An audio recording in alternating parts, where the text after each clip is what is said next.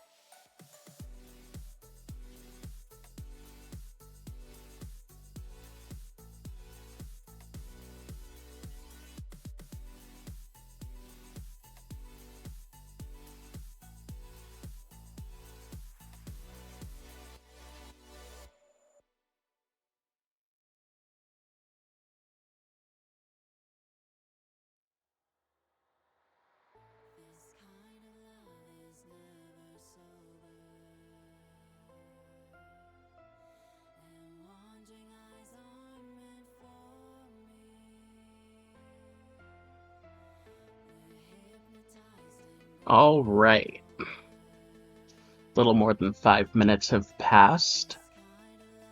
So I'm going to go ahead and get started.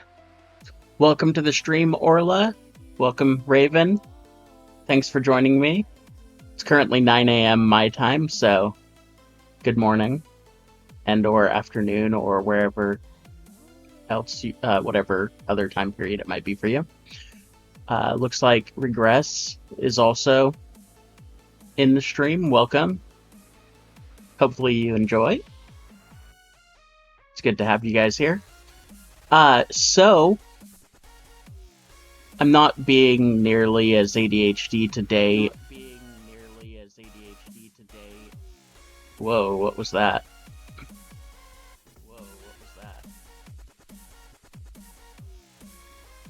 Test.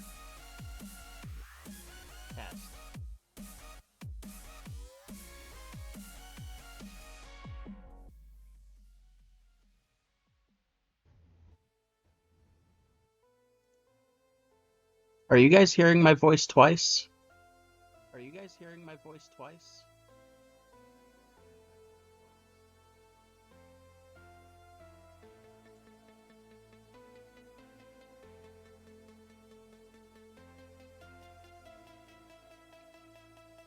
Okay, how about now? Okay, how about now? Nope, that's still... What the hell? What the hell?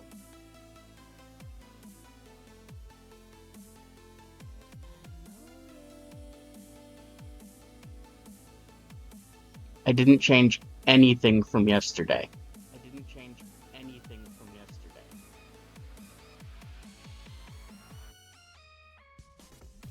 Oh.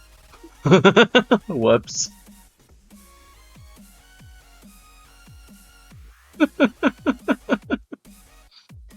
Okay, so I had the web page to my stream open, and you guys were hearing it through the desktop audio after I was saying it. So sorry about that. I'm not being as ADHD today. Immediately ADHDs. Oh my god. Okay. I'm not being as ADHD today, and I actually know exactly what we're going to do on stream today. On my end, at least. So, first off, introduction. My name is Ash Something. I am a multidisciplinary artist based out of Southern California. I specialize in pinups and pulp artwork. However, I do pretty much everything. I'm an independent artist, which means that I work on predominantly a commission basis with independent people. I do work with a few small businesses and stuff like that, but predominantly it's just person to person. I do commissions for people and make awesome art for them. I do everything from logo and character design to merch graphics to illustrations for things like album art and book covers, as well as brain fart. Completely forgot what I was saying. Whatever. I do everything is my point. I draw. Fine art was the last thing I was gonna say. Anyway, what I'm doing on Twitch this month is basically getting out here, trying to stream as much as possible. I did 10 hours yesterday, and I've been going pretty much every day except for, a weekend here and there. And I'm trying to get the word out about what you see on the stream currently, which is the September fundraising extravaganza, which is a half-off discount for commissions between September 1st and September 30th. All art that you want is currently half off, just because I'm trying to build up my my commission queue and get as many active orders as possible so that I could catch up on some stuff that I've been behind on for months now. All you have to do is go to the website that Stream Elements just dropped into the chat, ashsomething.art/fundraiser, and go ahead and read up about why I'm doing it and everything, or just go ahead and sign up. Surprise, motherfucker! Yes. So, moving on from the fundraiser extravaganza, I am currently, as far as art and things go, working on getting my stream arranged. Obviously, I've been on Twitch for a few years now, but a lot of the different functionalities here on Twitch have been lacking entirely because of me. Like, I didn't have a bunch of emotes I had a bunch of emote slots to fill that were just empty for ages. All of my channel redemptions were through Stream Elements, which is hard to navigate. You have to put exclamation point commands to figure out which commands you could even do, and then keep doing a bunch of weird shit in chat until you find which redemption that you want, memorize that redemption, and it was annoying. So now, as of a little earlier this week, I've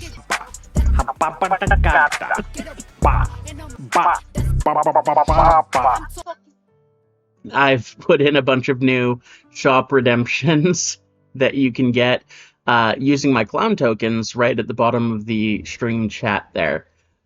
Don't worry, they're there for a reason, It's to make things a bit more interactive and more easily interactive for people who have been here a lot.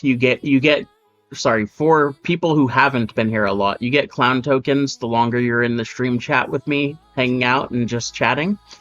So I know some people that watch me have a lot of clown tokens saved up to use on stuff, and they just didn't have anything to use them on.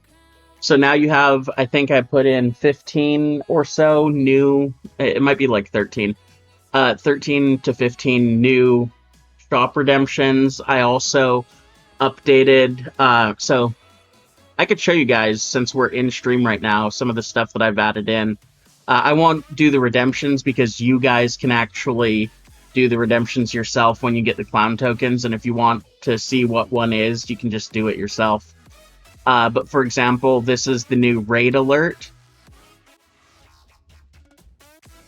So if somebody raids the channel, this is what's gonna pop up.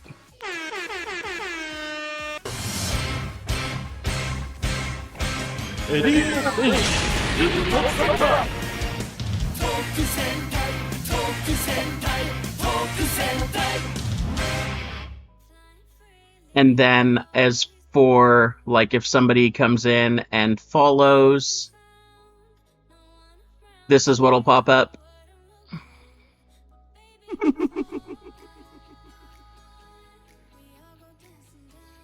And I still need to do the subscriber notification, or subscriber alert. I'm already halfway through that. I'm actually going to use this picture that you guys see that's up here of Dizzy Drips as the subscriber alert notification. Let me go ahead and move this out of the way now that the introduction for the stream is over for the day. That'll be up there. If anybody wants to see it, they can ask me and I'll pop it back up. But yeah, so anyway, on top of all of that, what I've been working on today, and I'm not sure why. There we go. What I'm working on today is essentially going through these, the Great Nezuko of the Whole.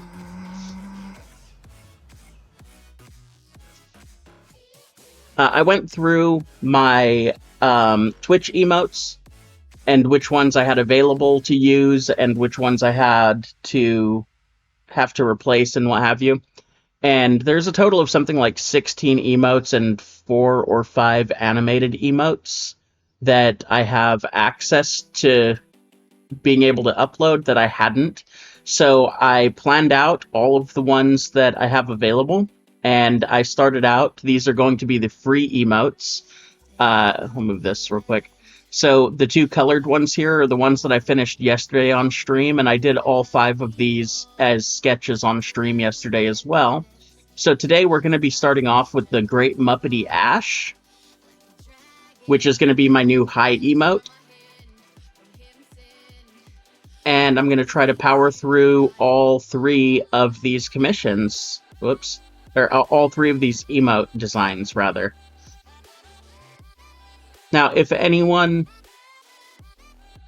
or since people are here at the moment, if anyone has questions or wants to chat, I do go silent a lot. I don't mean to. I kind of just get a little bit hyper-focused. So, go ahead and chat with me in the stream, and I will respond when I see it. And try to be as interactive as possible. But in the meantime, I'm gonna doodle. So, Orla, how are you doing today? Since you're the one sitting there throwing my little shop redemption videos at me.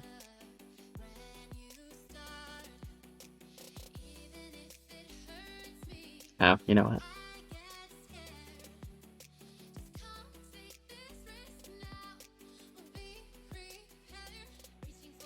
Cheeky dick waffle.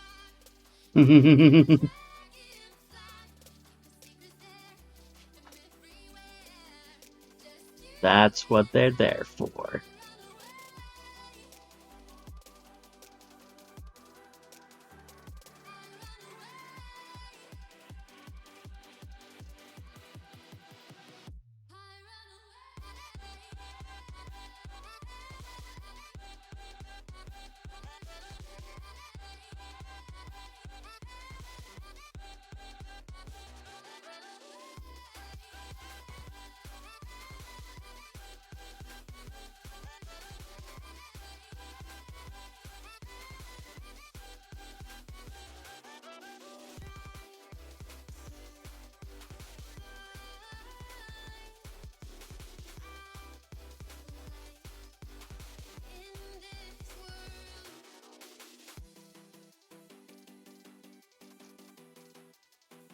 I mean, I'm not doing terribly.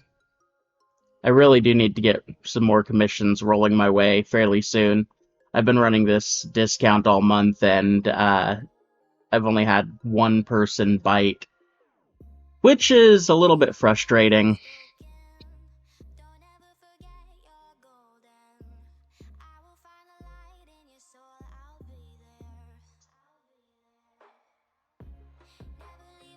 Mostly because the end of the month's coming up really fast, and I'm gonna need to have rent in.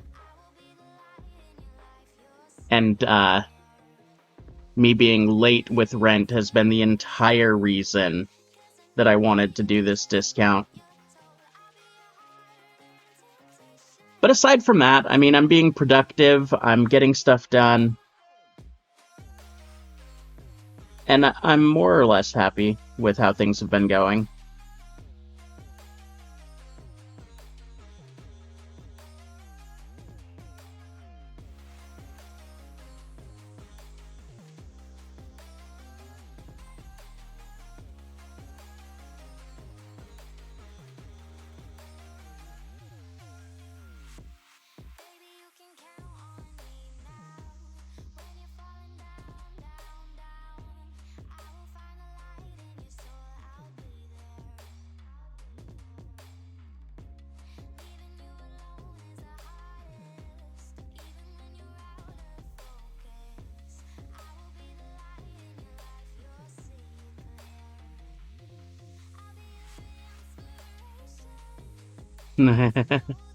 Arson's been my favorite option for like a decade.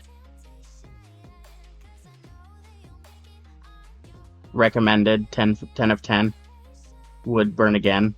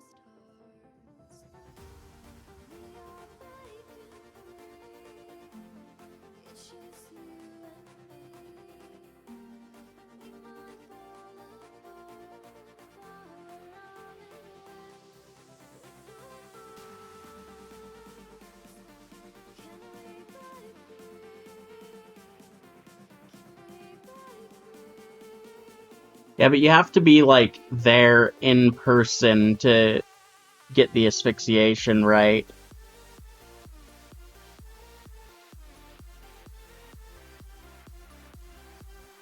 Arson's really easy to do and dip. This is a joke for legal reasons.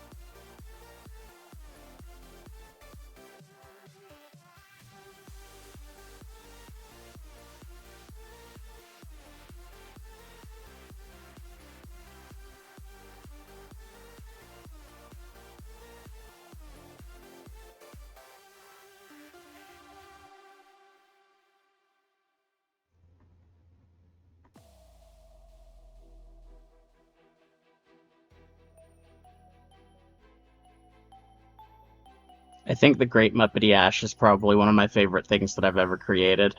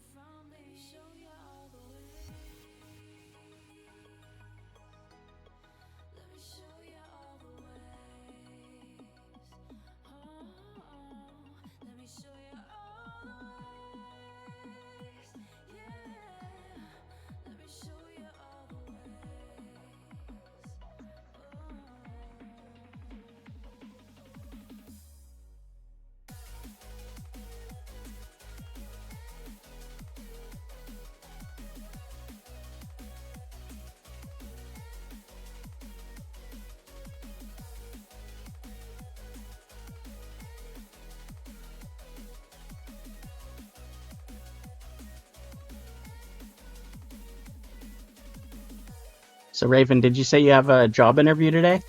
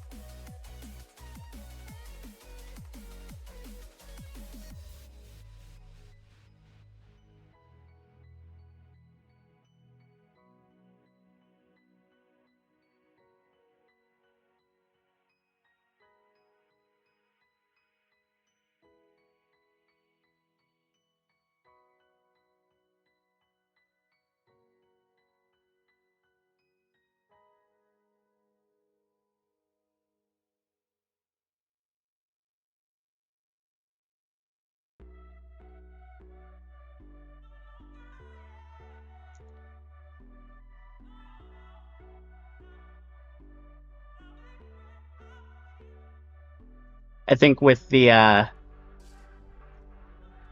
motif of this one being a Muppet. Morning, Jen. Welcome to the stream. Thanks so much for going through everything yesterday while I was sleeping and clipping all the funny shit from yesterday's stream. Super helpful.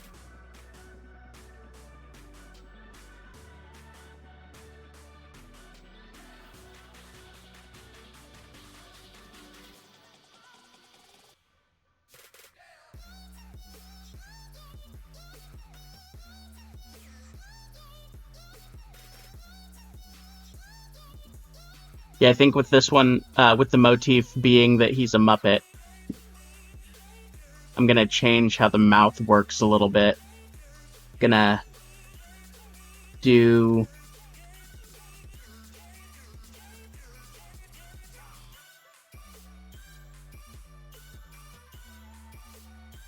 a seam right here, and then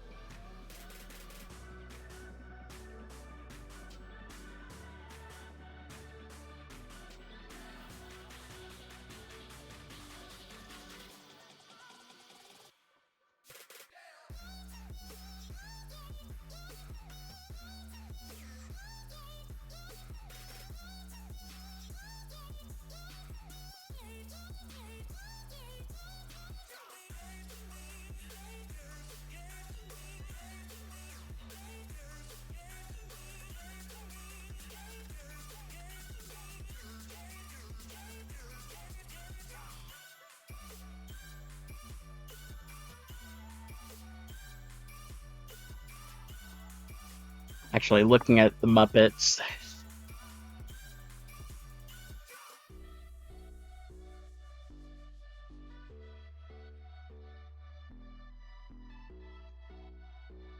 For this one, the seam would be farther back in his mouth, so I wouldn't need to worry about that.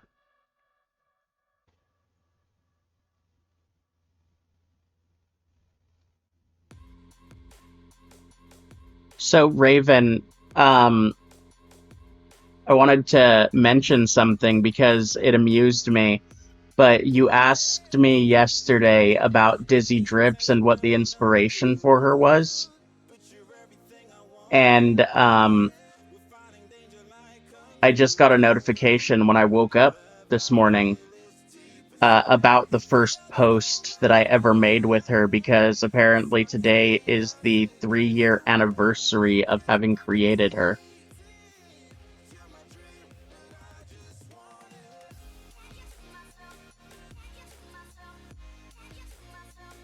And so, like, just seeing that post also just reconfirmed that, yeah, like, she didn't actually have any kind of inspiration when I originally made her.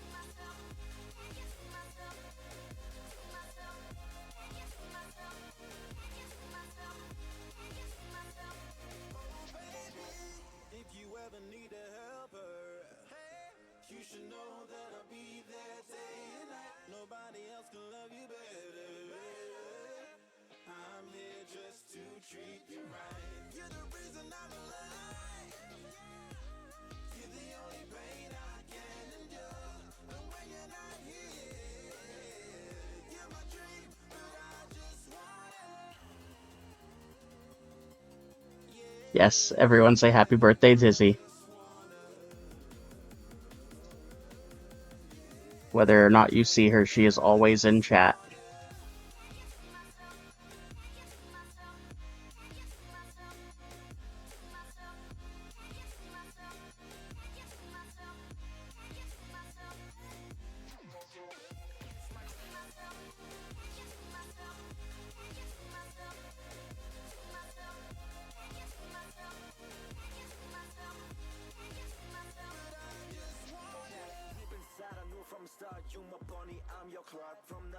Both Bonnie and Clyde got murdered viciously.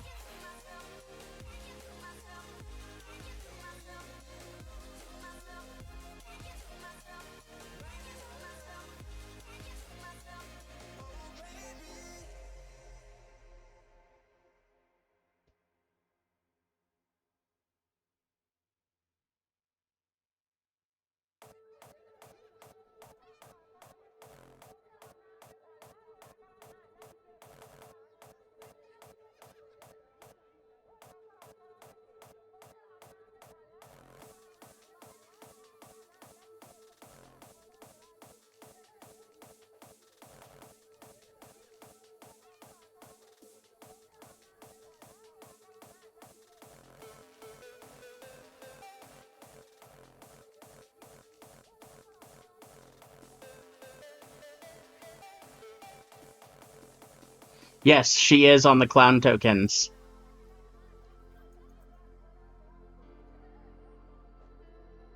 I literally designed those the day after I did the first character design of Dizzy.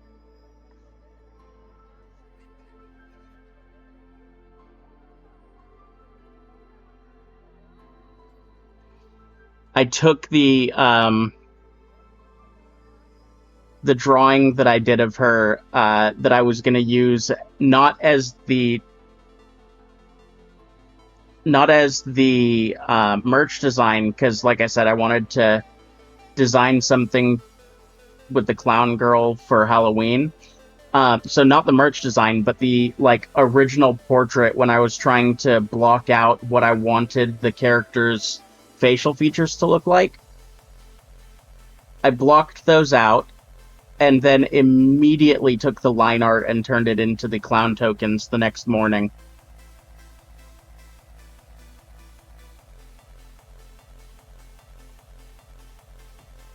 That design is my Clown is Life t-shirt design. Because I also used that as a merch design, a separate one.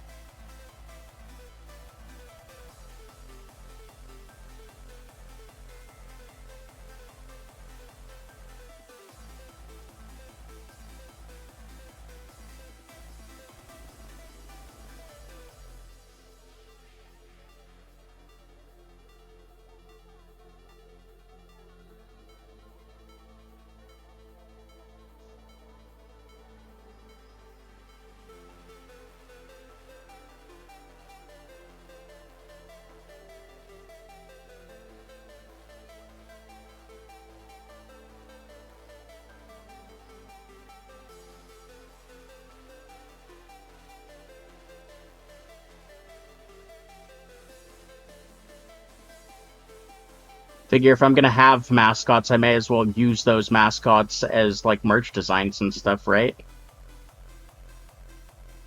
So pretty much every artwork I've done of them is up as a merch design somewhere.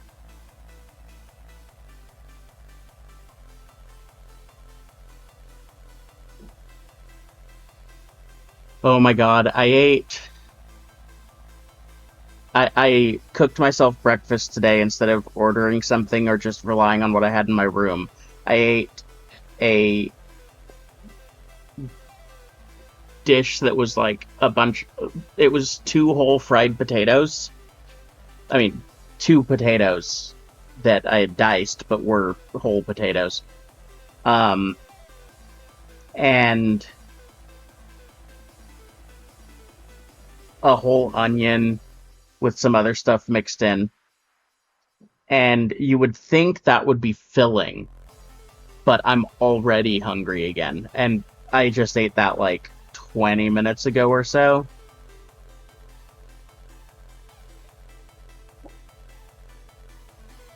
Well, sorry, 20 minutes before I got on stream, rather.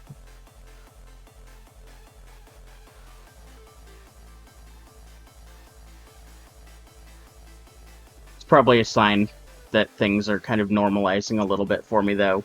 I'm actually getting hungry again.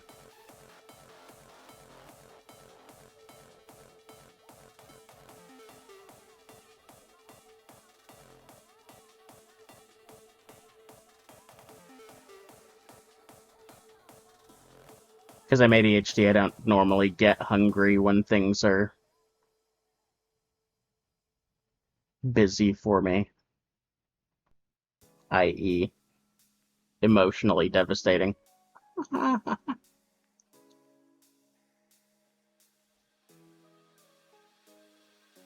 Yeah, she is, in my opinion, a very good character design.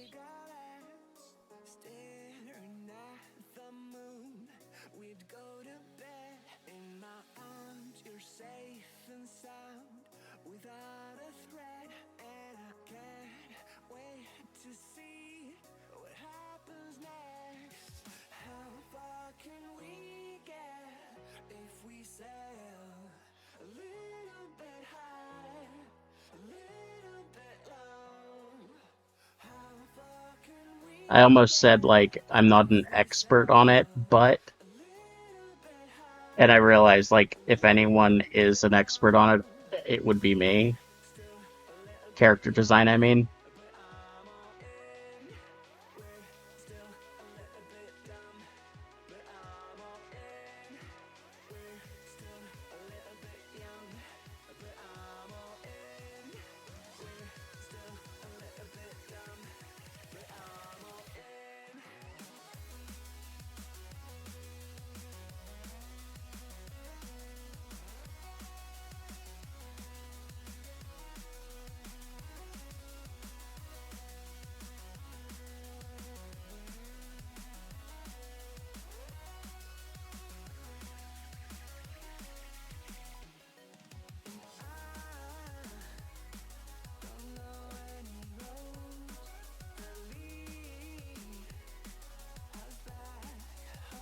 Okay, I'm gonna slap this one line here.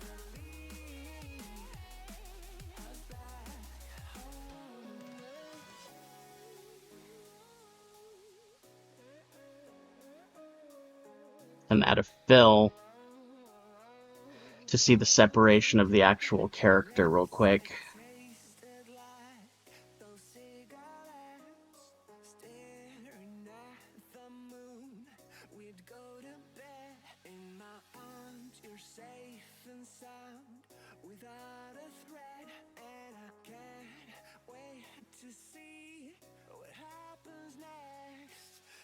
Okay, so now that I have it laid in, looks like this eyebrow is a little off-center.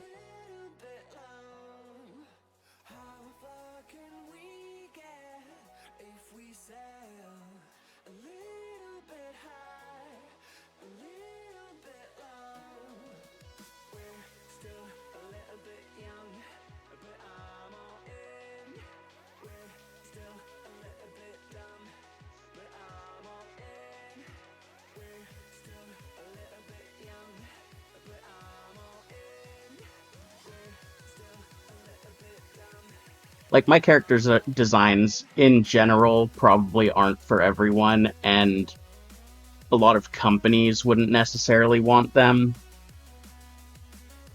But despite that, like, despite my characters not necessarily being marketable, that doesn't mean I don't know the field or what I'm talking about.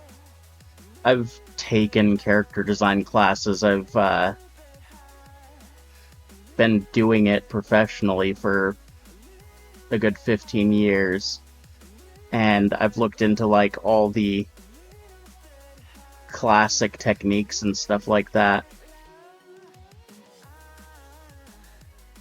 So, like, book knowledge, it's fucking there. I just don't generally use most of it because I actually do not like the field all that much.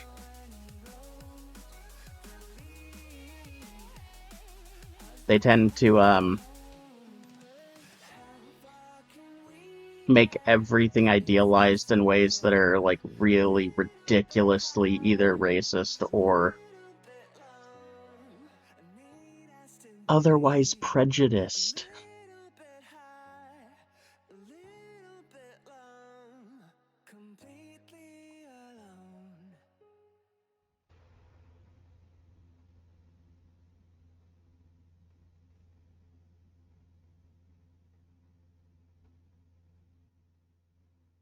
Now, we're not going to try to be fancy with that. We're just going to do the lines as I did them.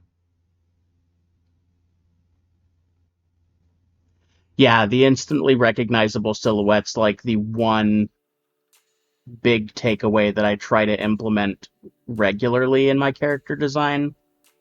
Also, overdrawing and layering is another important one.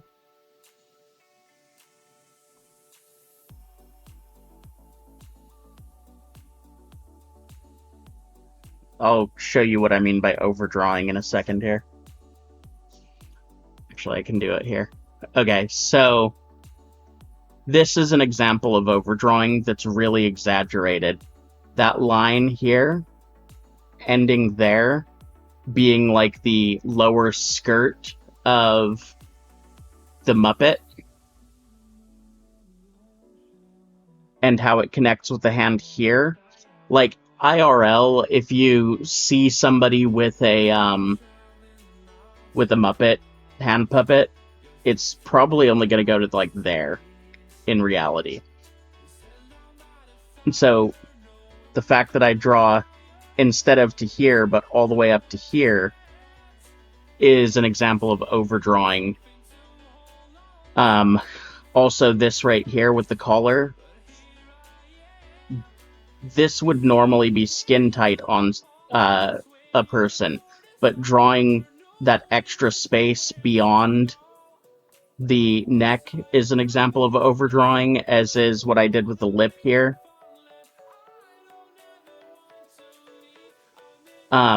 So essentially, overdrawing is a way to exaggerate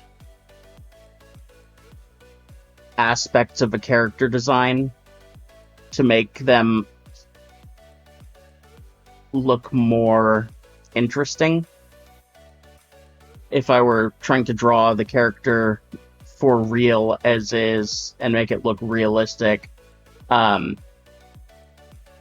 wouldn't draw nearly as far past the character edges to create those things. If you get what I mean. Also, layered shapes is another part. That one I don't really super think I have good examples of in this character design now. I might. I'd have to go back and look at it. So let's see. Yeah, I didn't really do a lot of layered shapes in here.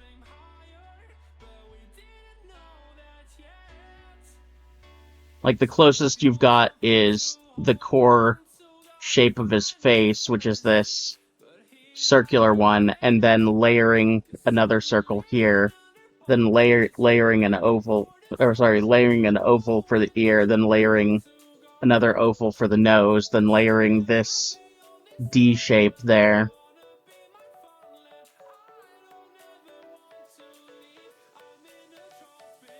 But, like, as far as layered shapes go, a lot of the time they would probably try to tell you to actually, like, round that off. Make the head look like an egg shape. Make sure the shapes are actually traditional shapes, not wonky bullshit like I put in here. But I wanted his head to look like an inflated and wobbly balloon.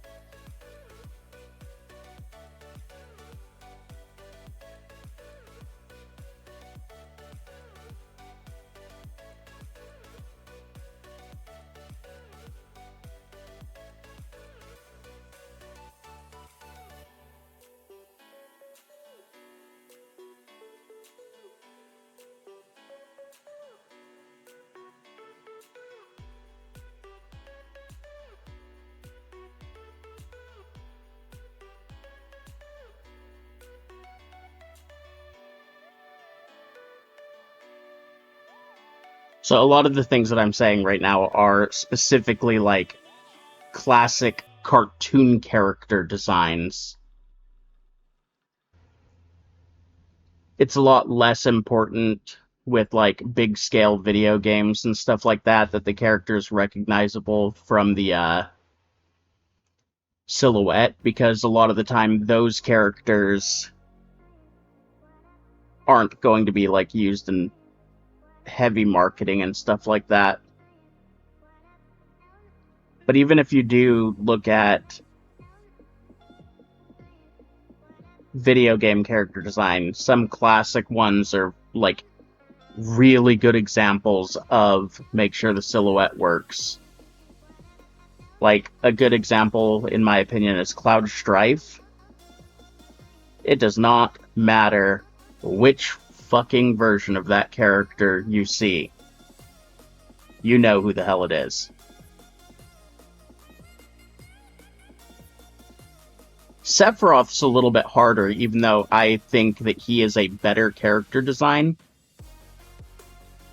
Because unlike Cloud, Sephiroth just looks like a long-haired twink, and there are thousands of characters that have been based on him. And even characters that haven't been based on him tend to look like him.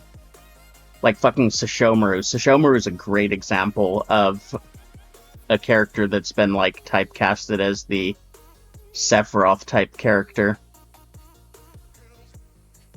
Unless you really know those two series, you're not really going to be able to point out which of the two it is, even if you put them in if you put them side by side in silhouette.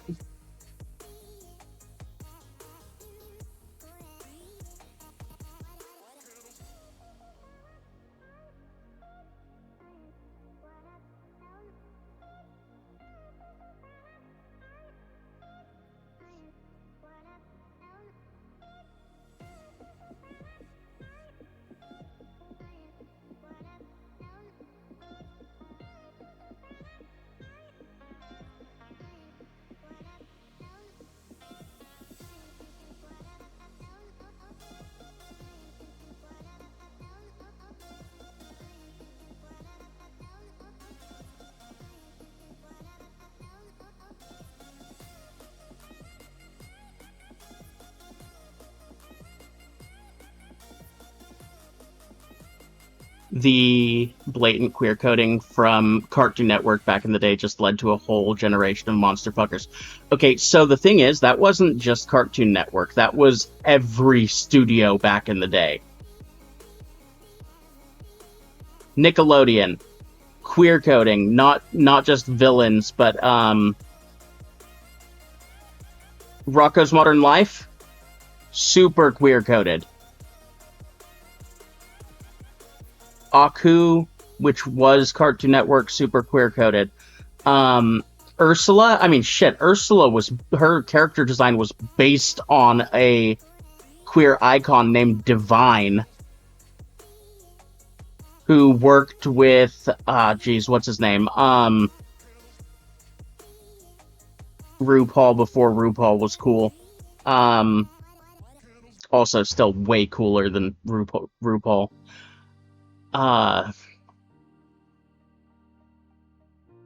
He's famous for Grindhouse movies. Roger Waters. Divine worked with Roger Waters on a lot of stuff, and is, like, iconic. And if you look at a picture of her, you can see how blatantly Disney ripped off her look for Ursula. Presuming you guys don't already know who the hell Divine is.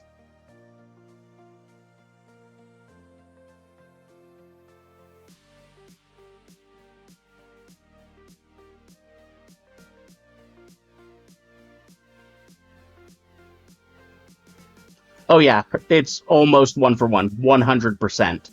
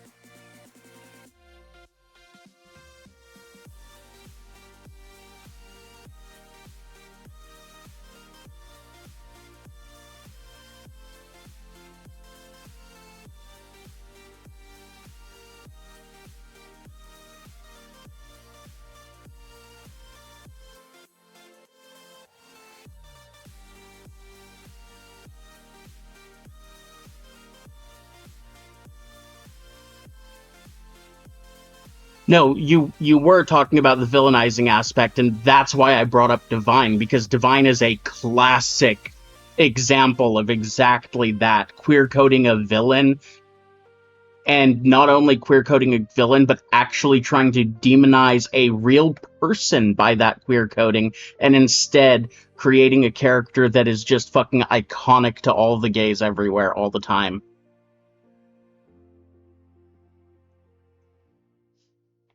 Because as much as people, like, love to hate Ursula, they love Ursula as well.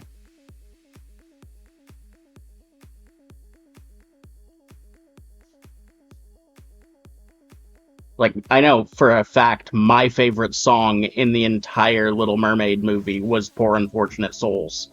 And I know I'm not alone with that, because that's the best goddamn song in there, and it was the queer-coded character that sung it.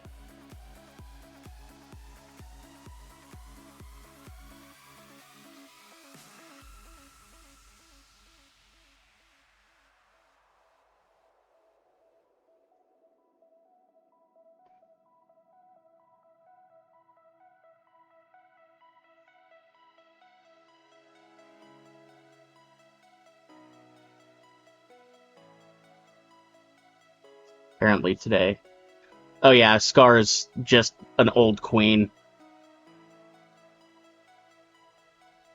I'm surrounded by idiots.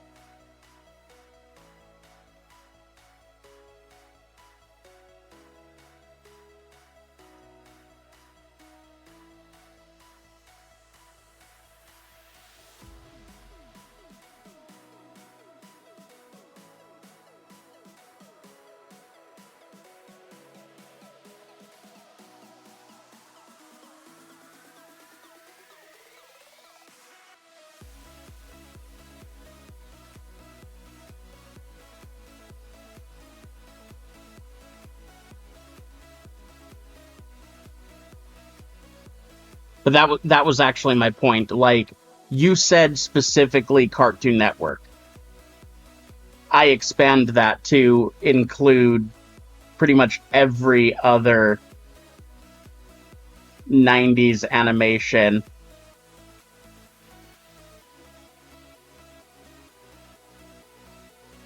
Studio.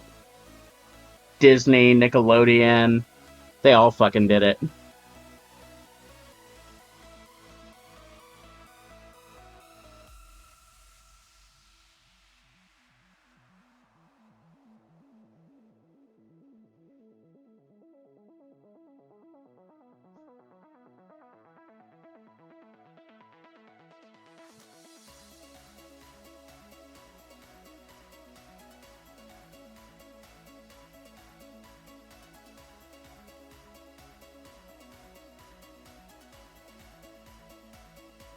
I will admit that Cartoon Network, because they were specializing and putting more effort into TV shows, though, they did it a lot more prolifically.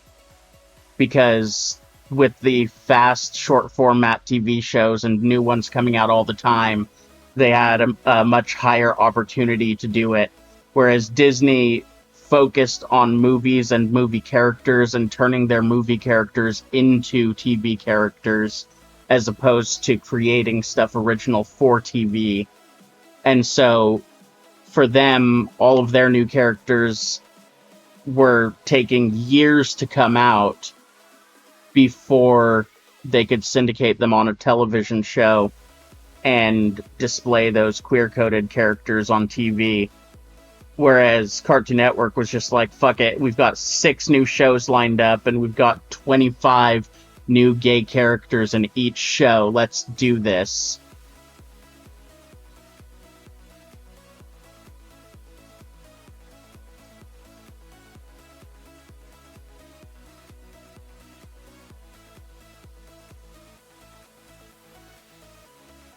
Daggett and Norb from Angry Beavers, super gay. Two Stupid Dogs, hella gay. Hella dumb and hella gay.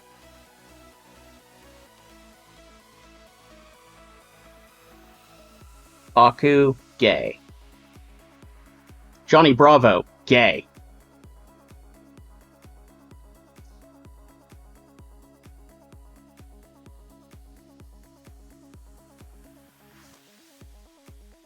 I was here for it, though. Loved those shows growing up.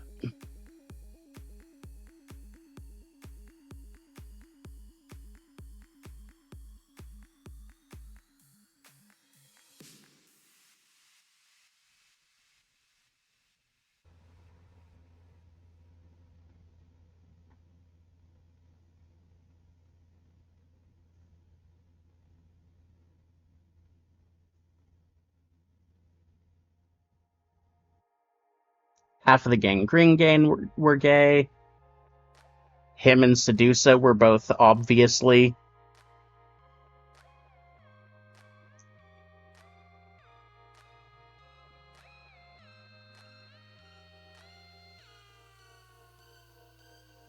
Could be argued that Fuzzy Lumpkins also was. So Powerpuff Girls was just 3 little Republican children beating on all the queers.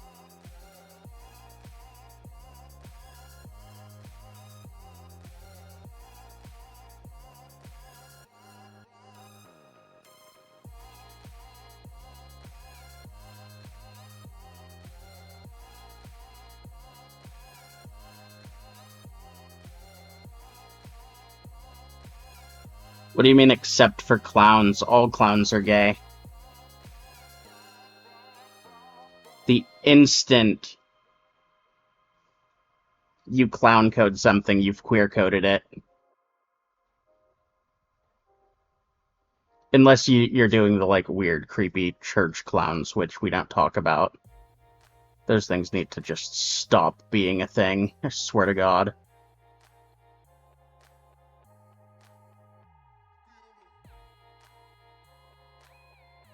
If we could just convince them that twisting balloons is devil worship, we'd be fine.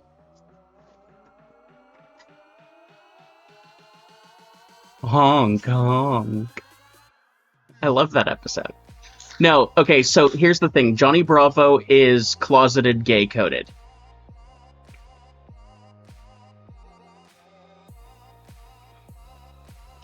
Back during the time when Johnny Bravo was put out, there was this huge subculture of people who were gay and didn't realize they were gay, so they ended up being, like, hardcore womanizers, but they did all the things that the gays do without realizing it. They hit up the gym, they would take way more care of their body than the average straight dude. They used product for their hair. They were usually throwbacks, like they presented and loved stuff from older generations, i.e. Johnny Bravo and the greaser culture. And then they overdid it when it came to women because they didn't actually want to be with women. They thrived on trying to get them and get turned down and then move on to the next one because it wasn't the relationship they were after. It was they thought it was what they were after, but it was being perceived as straight that was more important. And if you look at it through that lens, Johnny Bravo is like the most cliche version of that type of a person. So he falls into that umbrella of hardcore queer coded, but it's like the Cockring Ken thing. The creators of the series didn't realize while they were creating Johnny Bravo that they were making a gay character. But the things that they were referencing were not just like toxic masculinity or whatever, but a particular subculture of queers who didn't know they were queers. Yes, okay. Going back onto that question, though, church clowns. Yes. There is this group of clowns who are like, I think one of them calls themselves Clowning for Jesus or something. And there's just this whole subsect in the clown community of people who are clowns, but specifically will only do it as part of Christianity and their worship and only at Christian events. And from my experience, everything that I have seen about them, they are some of the most gatekeeping, ridiculous, do not know anything about clowning type people in existence. And it's really frustrating having them as part of almost every clown community, because the moment you see one of them, you just know they're going to cause problems for everyone else. And they very heavily gatekeep any clown community they're in. They try to run out anyone who's not also a Clown for Jesus type. it gets ridiculous. Like, I've seen them proliferate and invade and then take over multiple different organizations and groups and stuff like that that were previously open to pretty much any type of clown, and it's really frustrating having them around.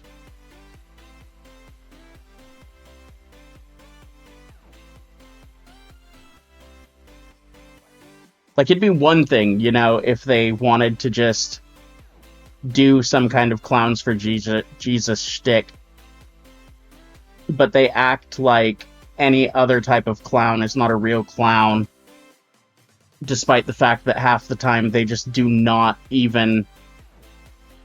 They don't have any kind of formal clown training. The ones that I've experienced in person barely knew how to do face paint, and like a handful of stock balloon art designs. Didn't know how to juggle, hardly knew how to do clown makeup. A lot of the time they'll like throw on just a straight up stock red nose, like the foam red nose, and a hat and call it a day.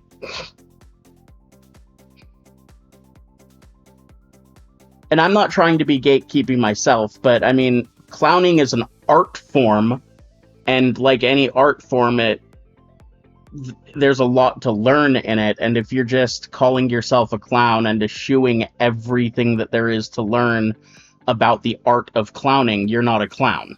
The end. And if you're then also coming in and running out everyone who is a clown, who knows what they're doing, who has been professionally trained just because they don't worship the same god as you, that's asinine.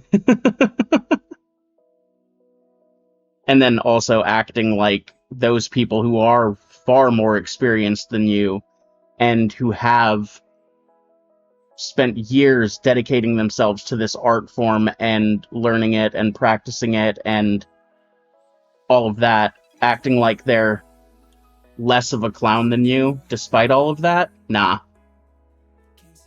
You can miss me with all of that shit.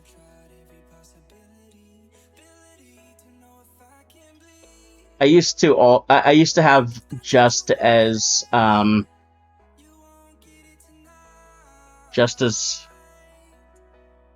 volatile views of juggalos in clowning communities, but the longer I interact with them and the longer I see them hanging around and everything, it's more just a problem with the music that I have.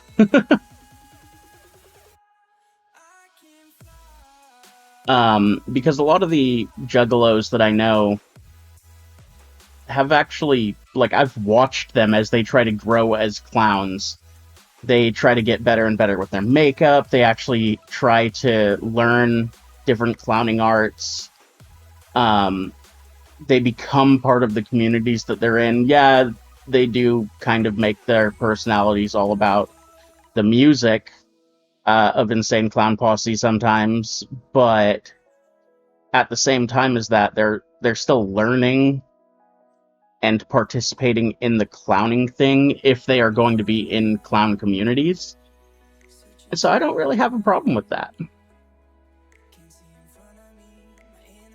Oh, so with them I separate the juggalos by the individual, not just I try not to look at them all as a whole, because yes, there are absolutely some really problematic juggalos out there.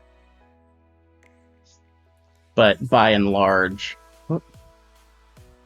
I've found that most of the preconceived notions that I had about juggalos are unfounded regarding juggalos as a whole. They are not unfounded regarding church clown, the Jesus clowns, though.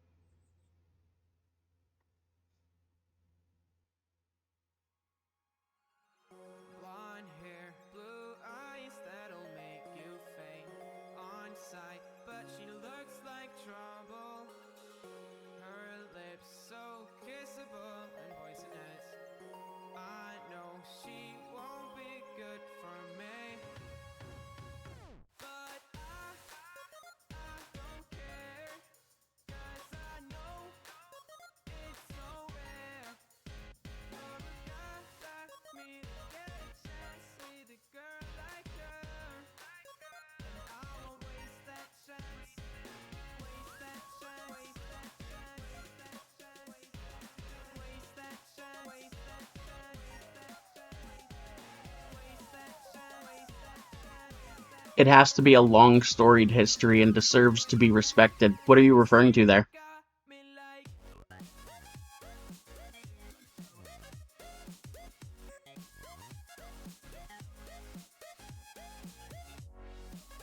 I missed the message when it came in, unfortunately.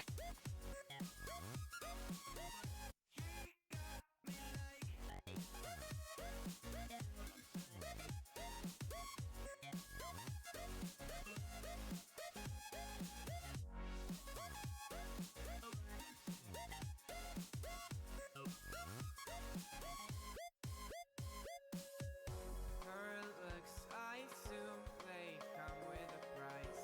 She's smiling, but that may just be a disguise.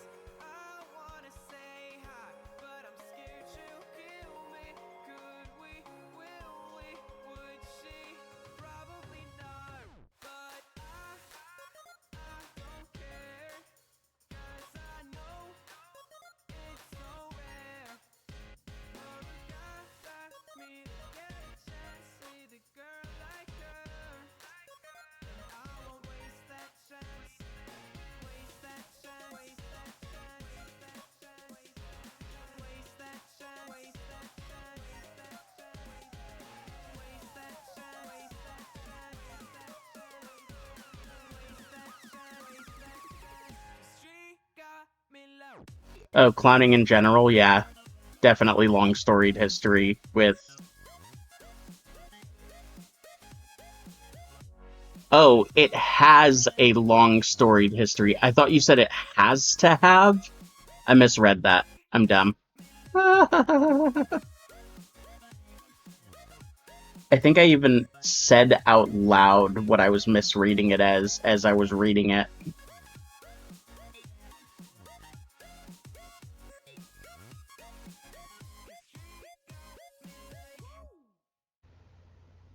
Honestly, I don't even care.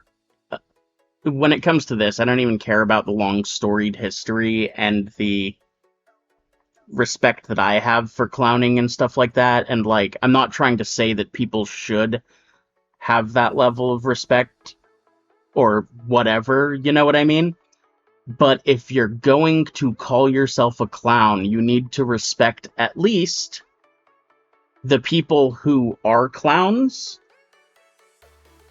and have more knowledge than you. Just like any other person who's an expert in their field, you know what I mean? Like, respect doctors if they're telling you, or listen to doctors and respect them if they're telling you that a thing is scientifically and medically true, you know? Don't sit there saying that you, a person who's never gone to medical school, knows better than them, or that they're not a real doctor for some asinine reason like they don't worship the same god as you. Because that's just stupid.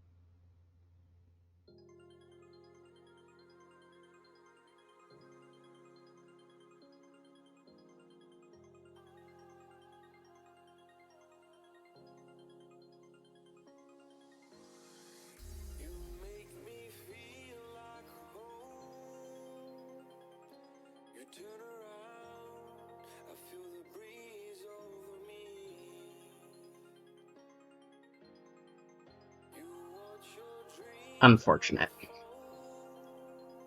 I was trying to see if I could somehow make the little edge that pops up between the selection and the line art go away. I have no idea how to do that, though.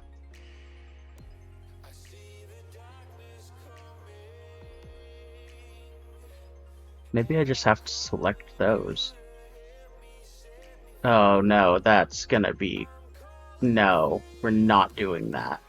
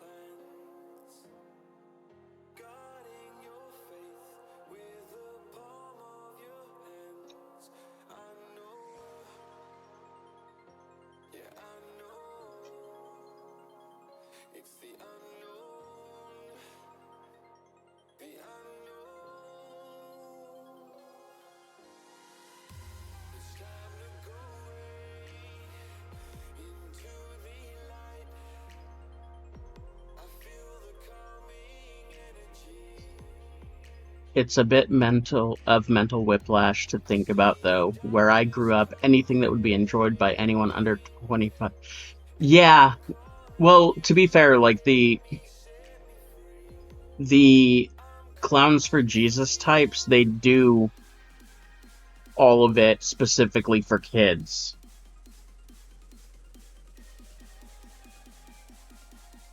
And so it still falls into that category of anything for kids.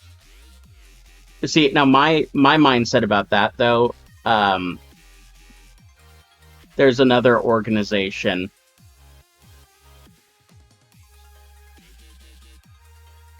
It's like the International whatever Clown Association, I think. They are equally as problematic as the Christian types because they have decided somewhere along the way that clowning is only for children.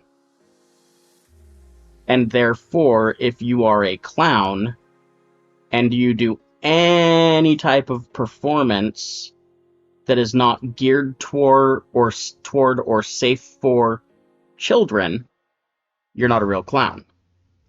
They won't let you be part of their organization.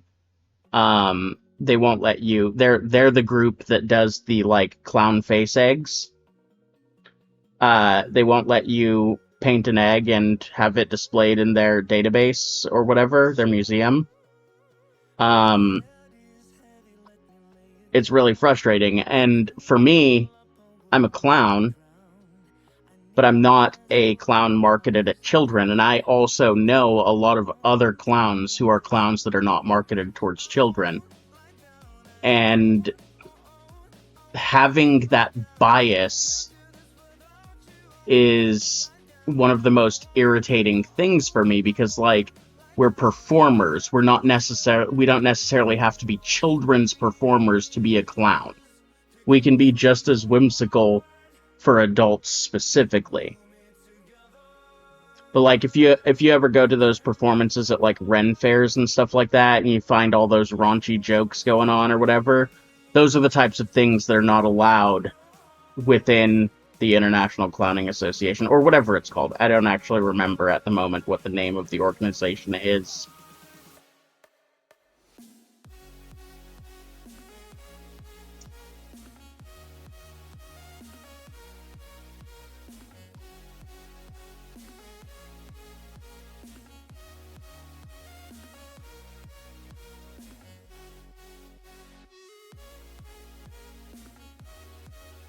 bouncing back and forth, getting the colors so that the colors all match each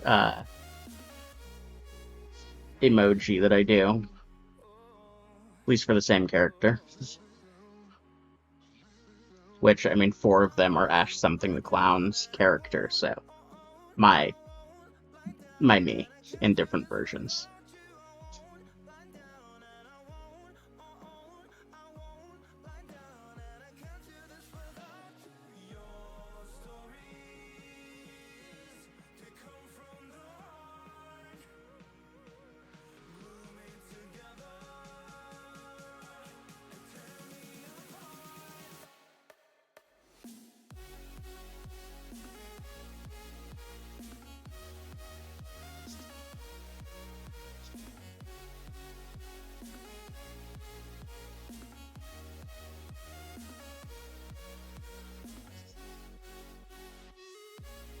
My point is, there are some really problematic clown organizations out there.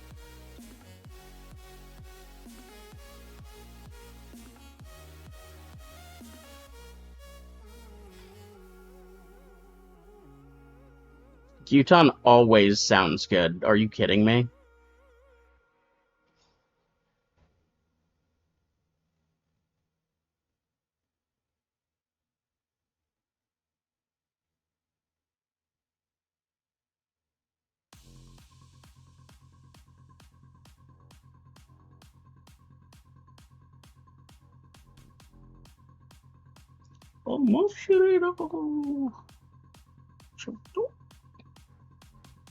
Should probably make his tongue the same color as Dizzy's, though, just again so that it is unified.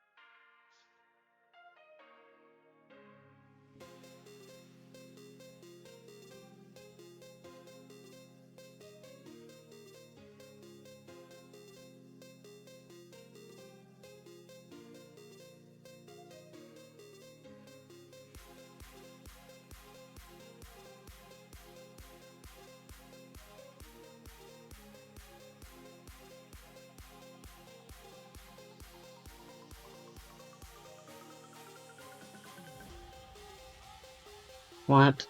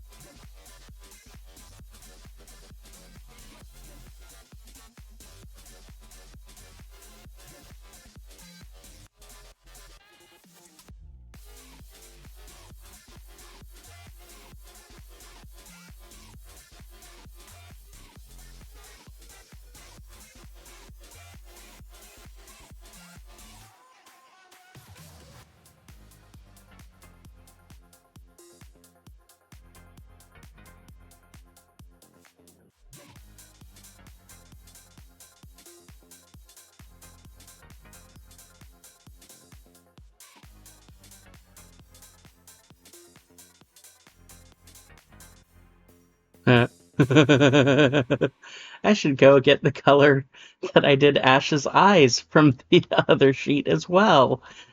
I've not done Ash's eyes. They are covered by sunglasses.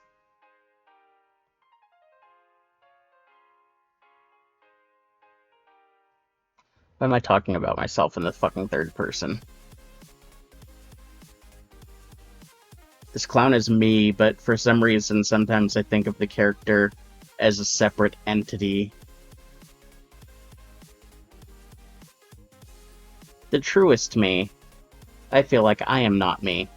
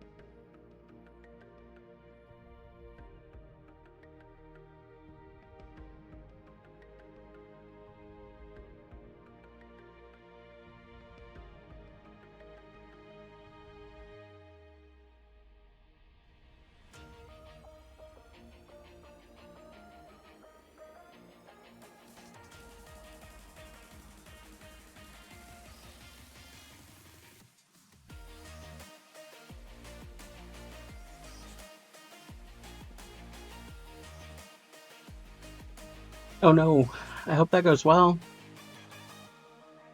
Giving plasma, I mean.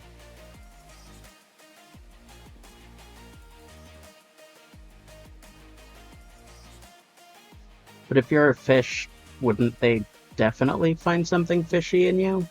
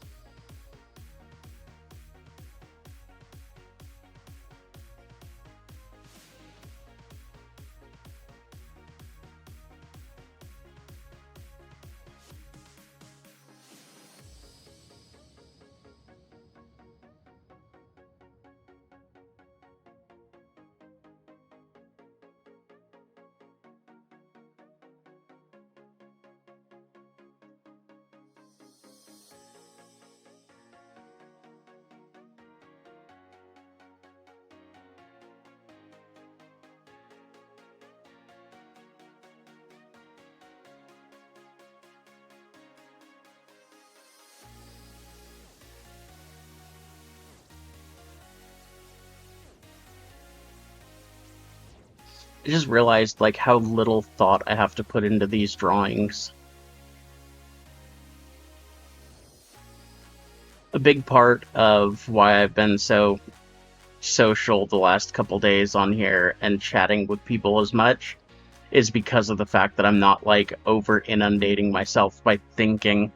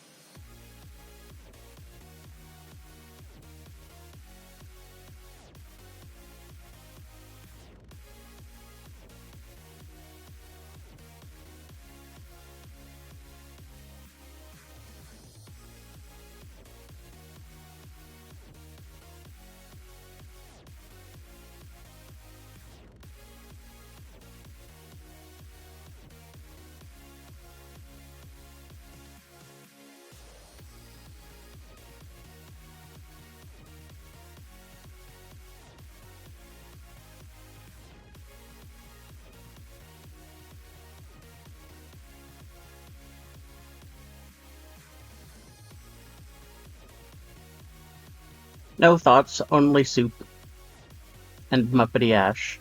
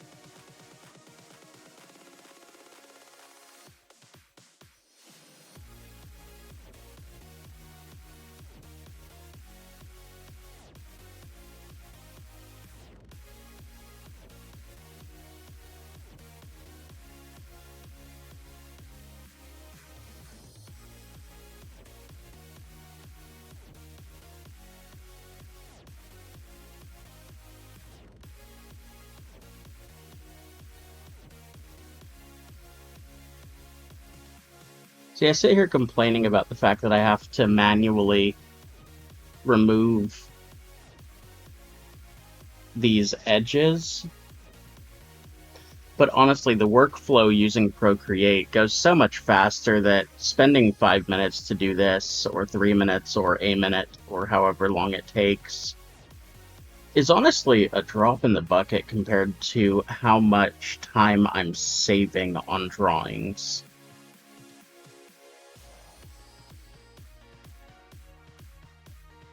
In not having to, like, undo and redo the same line 4,000 times for every line I put down.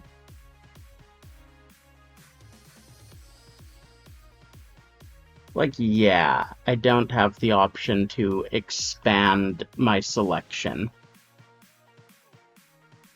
But I have so much more control in every other regard that it's not an issue.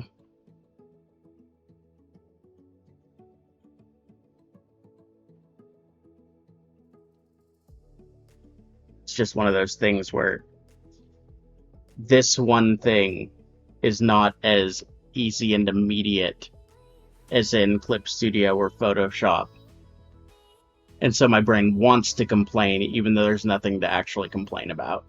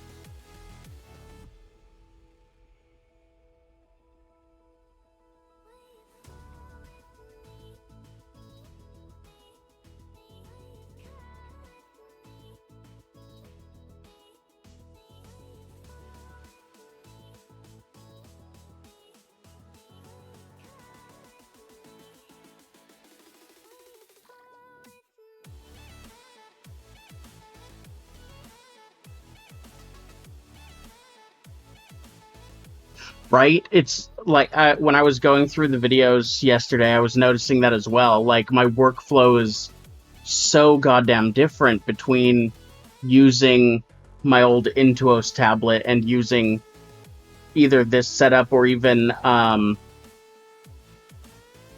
Clip Studio, but with the Huion canvas. Like, both of these versions make things so much easier.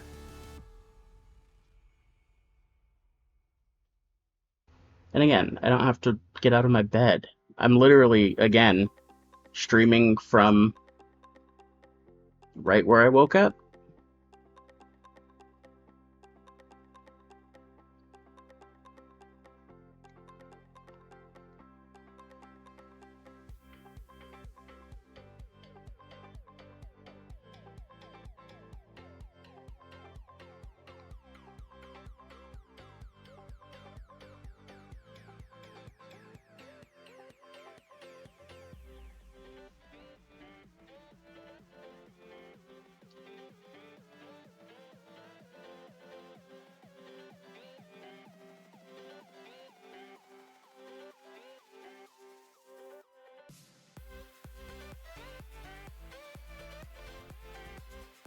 Okay. Flat colors are done. Can combine.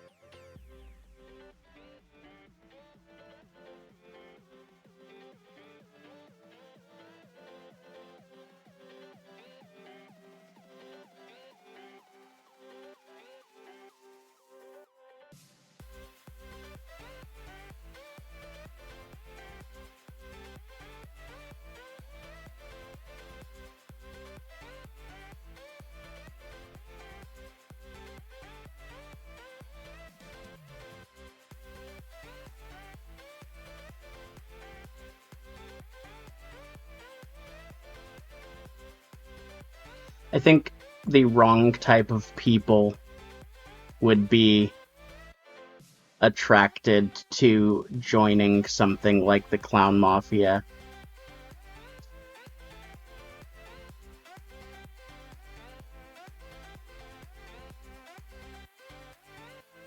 I.e. people I don't want to interact with. The Joker stands predominantly. And they're basically all we would get.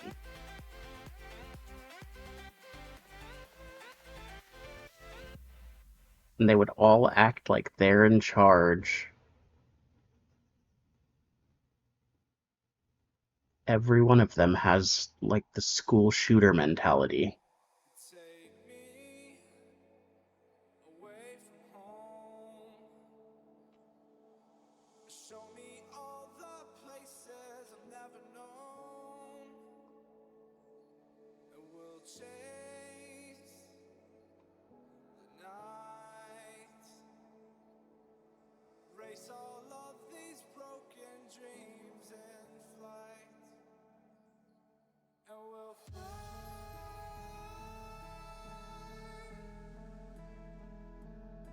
Oh, we'll fly away, away, away. Yeah, we'll fly. Oh, we'll fly.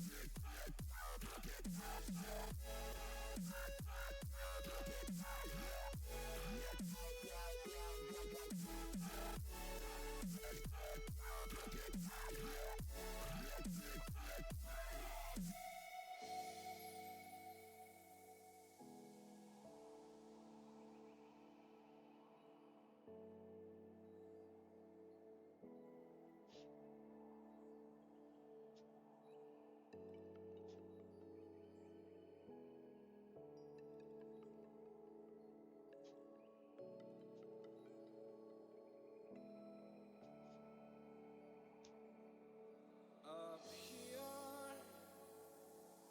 we're free, bound only by frozen memories, lost in time, racing all these broken dreams tonight. I'm not one of the Joker types. When I was a kid, I was, but I try to distance myself from that heavily because of the fact that legitimately all of the Joker type people, like that. Okay, I said the Joker stands. That means the people who associate with the Joker so much that they feel like, you know, they are an incarnation of him and stuff. And I am absolutely not that type of person. Growing up, I loved Mark Hamill, and so I learned how to do the Joker's voice because I loved Mark Hamill's Joker. But I loved the character independent of myself. Like, it's not a thing that I wanted to be. I wanted to be Pennywise.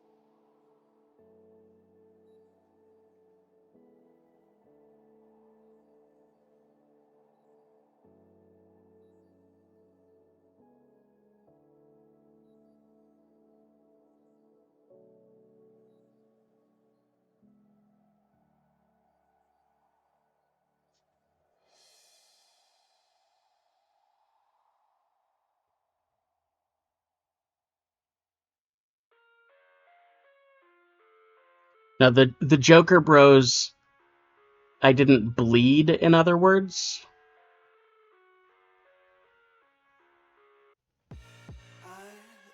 The Joker Bros are another really problematic staple in the clown community. Kids screaming in their cradles, profanities. I see the world through ice covered in ink and bleach. Cross out the ones who heard my cries and watched me weep. I love everything. Fire spreading all around my room.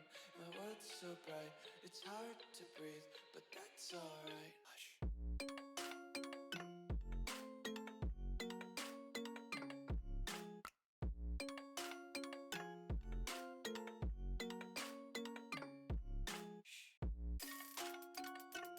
Oh, yeah. That. I did not do that.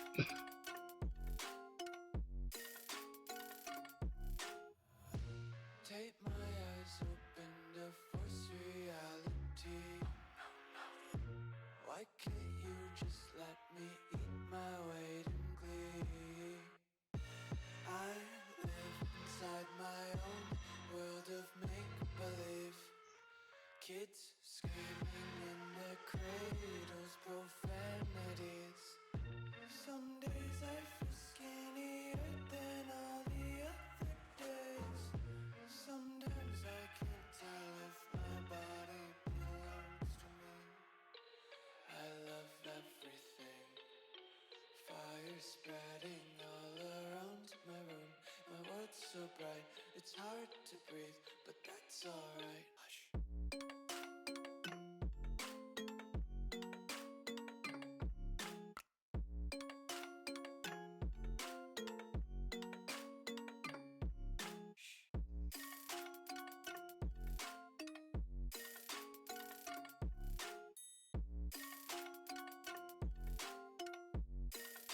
Also, I mean, growing up,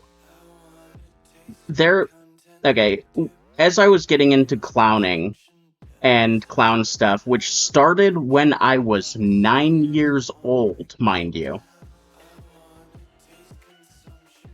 I had a lot of inspirations for it. And, like, yes, I loved the Joker. And yes, I loved Pennywise. But I also loved Dick Van Dyke, specifically his character in Bedknobs and Broomsticks. Bedknobs and Broomsticks, is that right? And I think more than anyone, as far as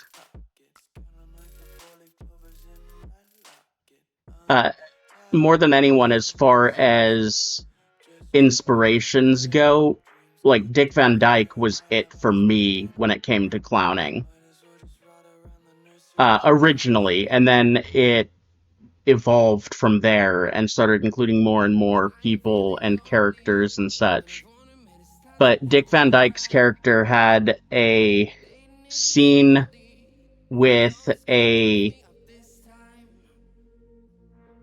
wind-up box and the dancing doll that was on top of it, and it was one of my favorite fucking pantomime clown scenes growing up. It's so good.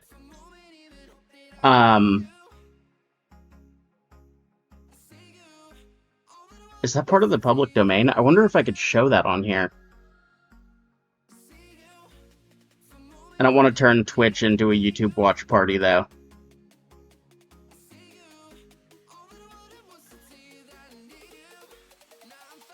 Also, my confusion wasn't whether Dick Van Dyke was in Bedknobs and Broomsticks. It was specifically whether that scene...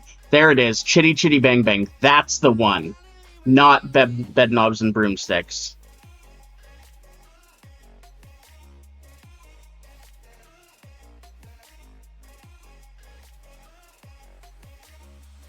That was my confusion, though, is whether or not the movie I was thinking of was Bedknobs and Broomsticks. And it wasn't. It was Chitty Chitty Bang Bang.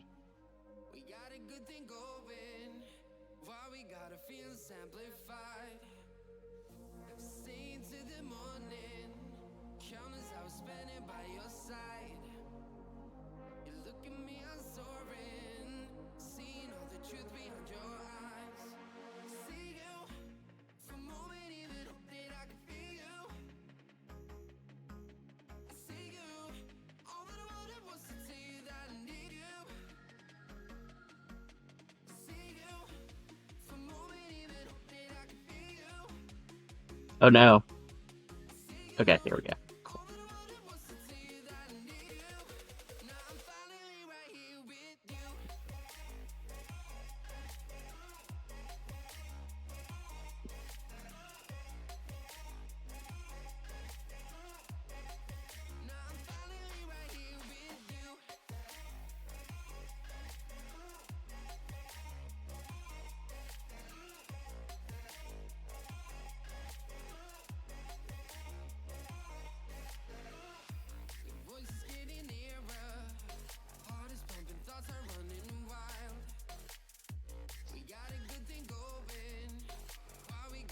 That was such a good scene. I'm glad you know it, Raven.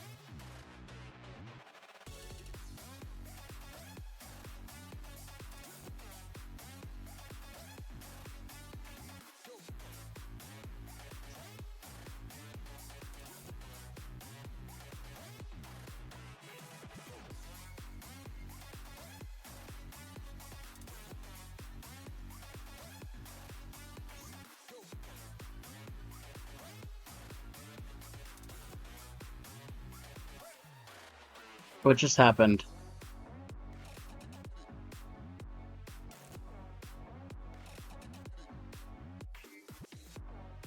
Did my stream die?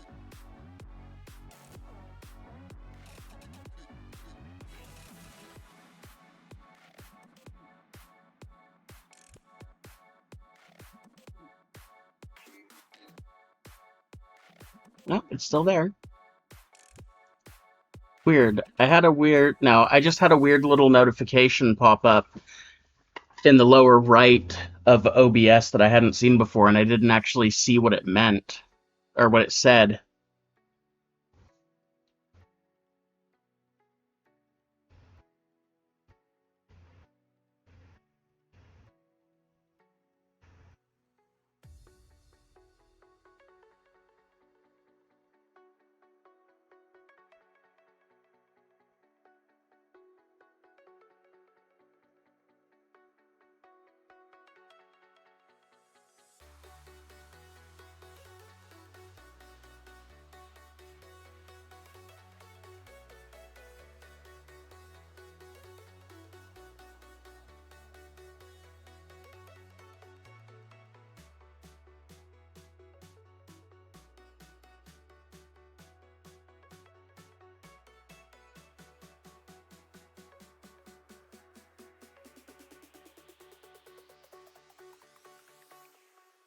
Jack it up.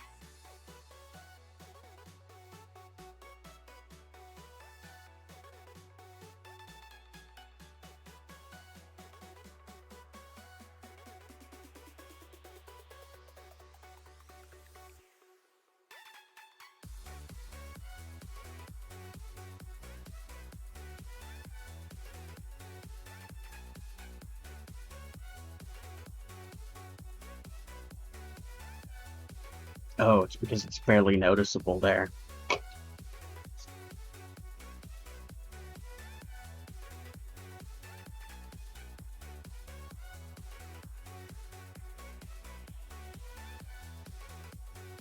Jack it up.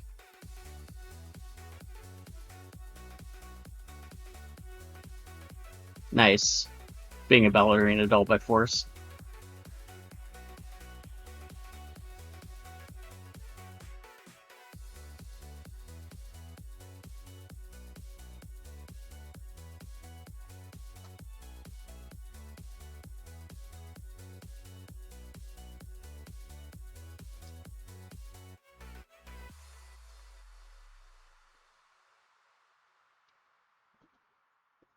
Dick Van Dyke is what I refer to as like a grandmaster of clowning.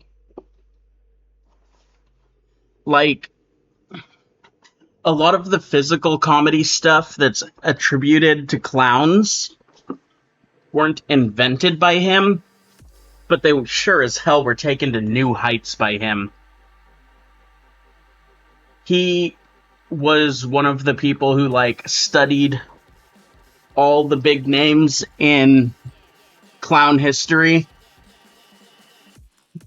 People like, the Three Stooges, the Marx Brothers, all the old school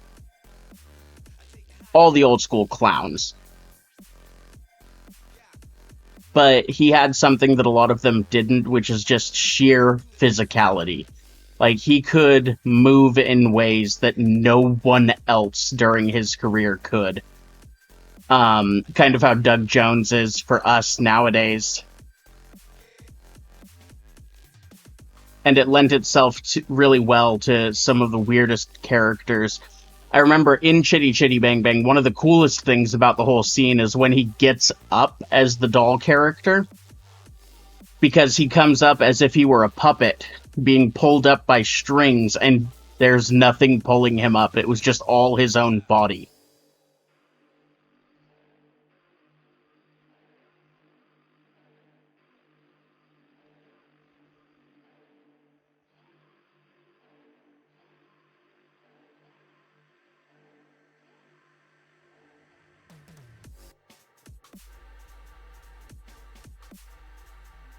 Well, yeah, Robin Williams is a good example as well. A lot of those people, a lot of people who do that type of thing are, how do I phrase this? When you're doing the type of acting they do, they have to study and really understand human emotion to a degree that normal actors really don't. Um, because their whole job, whether it's doing pantomime or doing pratfalls or anything like that, their whole job is to make people react. And to make people react with what you're doing, you have to understand how people react to things in general. And so they get ridiculously good at some serious roles as well without even trying to. Like, it's crazy how spot on it is.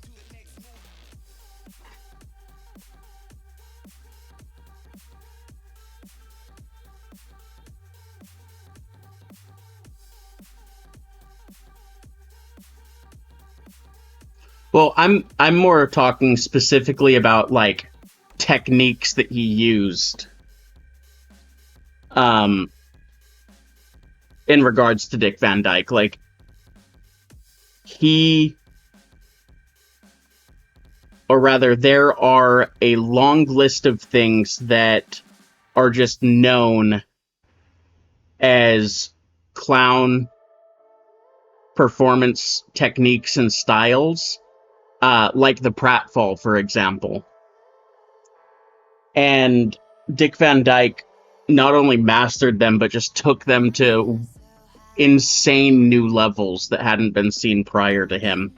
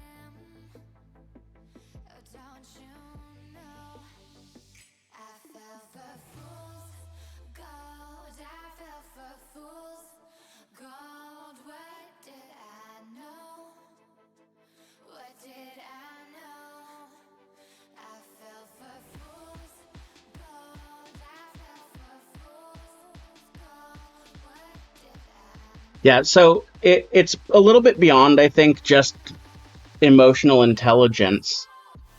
See, an actor's job, generally speaking, is to act, right?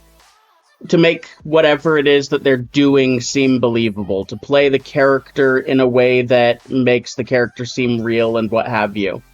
But with comedians, their job isn't just to make people react. Their job isn't just to make the character feel real.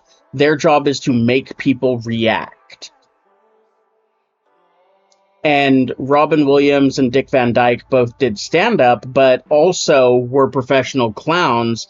And Robin Williams spent the earlier parts of his career as a street performer doing mime, and you can't make money You can't make it profitable if you can't make people react.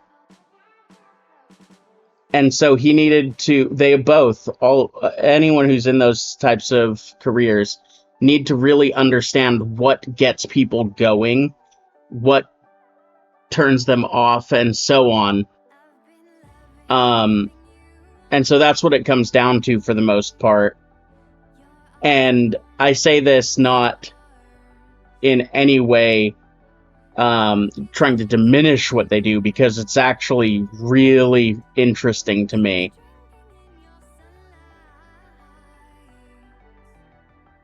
And it's something that I've looked into and studied kind of heavily.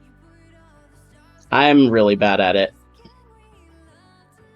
Gotta love being autistic and also a performer.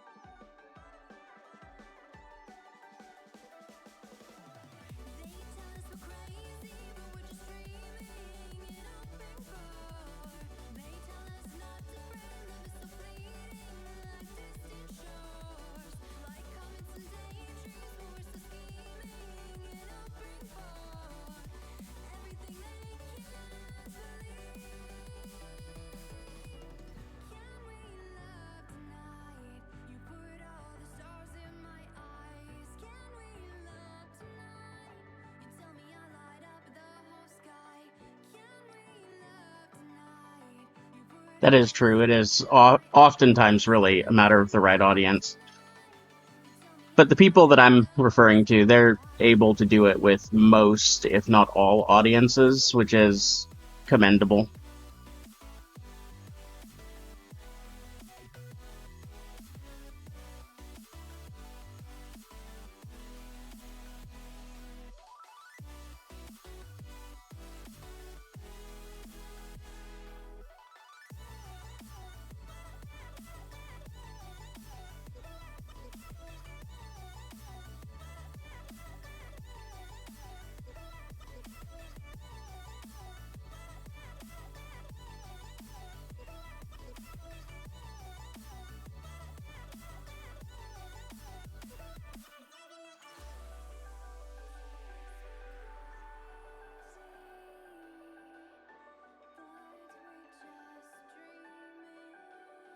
Oh, Jen, did you end up ordering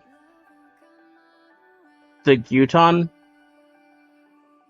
What's the status of that? I don't want it to accidentally be sitting outside waiting for me.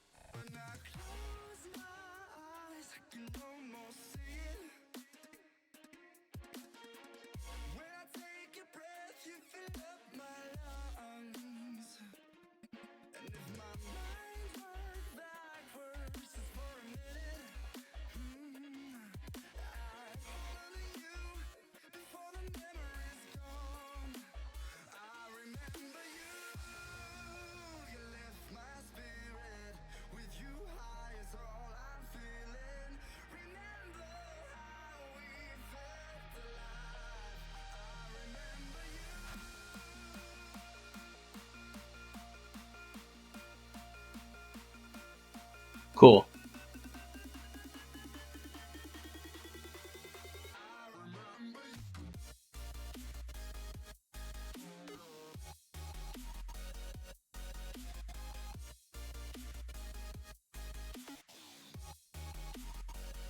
Oh man, I just got news that one of my favorite anime is finally getting okay, they've had the first season of the anime on Netflix for ages, and they're finally putting the rest of them on Netflix on October 1st, which means that starting October 1st, you guys might not see me for a few days, because from what it sounds like, they're putting the rest of the anime up, and it is a long anime.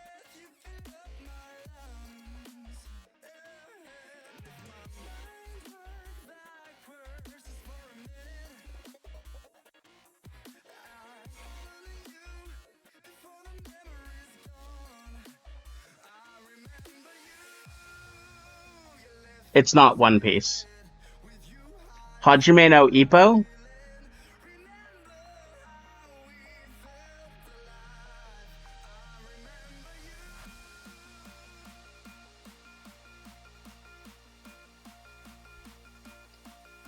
It's one of the longest running boxing manga out there. And it is, as far as anime goes, the anime is nowhere near as long as the manga. But I've been wanting to see, because I've never watched anything past season 1, just because it's inaccessible for the most part. So the fact that they're finally putting seasons 2, 3, and 4 up somewhere that I can get it is a massive deal.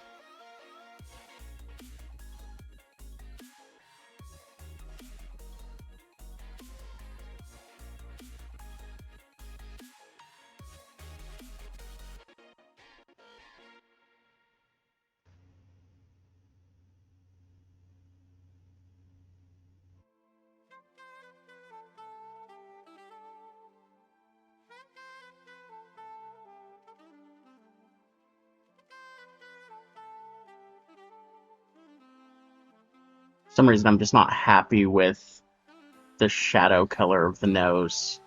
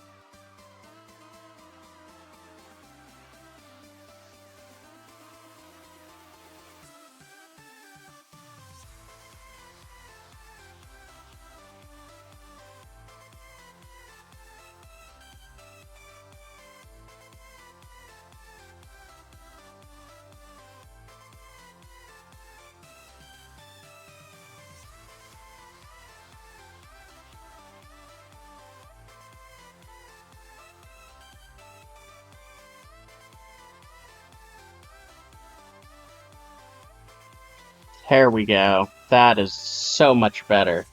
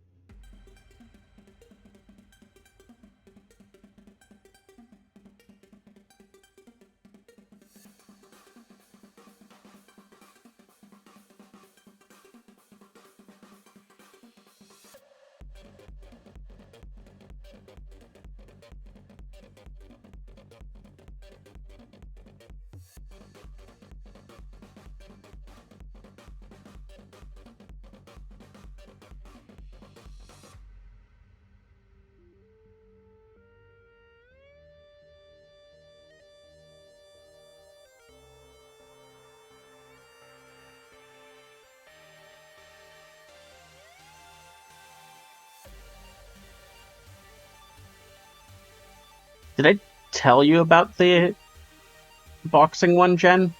Is that how you knew about that?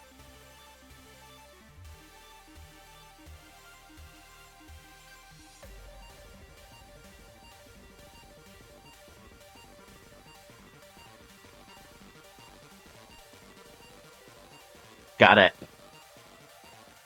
Like, that's a pretty niche anime for someone to randomly know about before I mention it.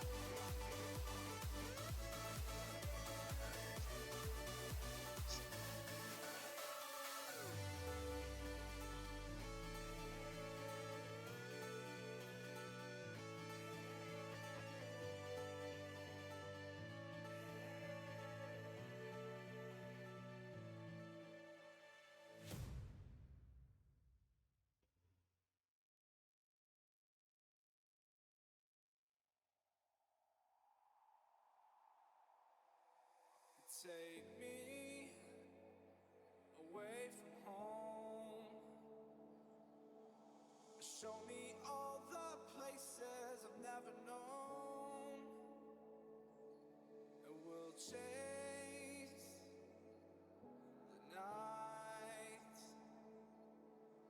Race all of these broken dreams in flight. And we'll fly.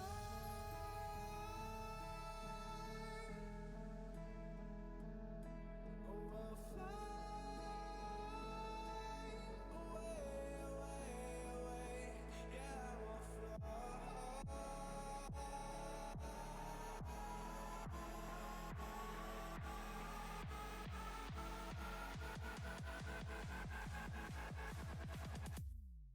Oh, we'll fly.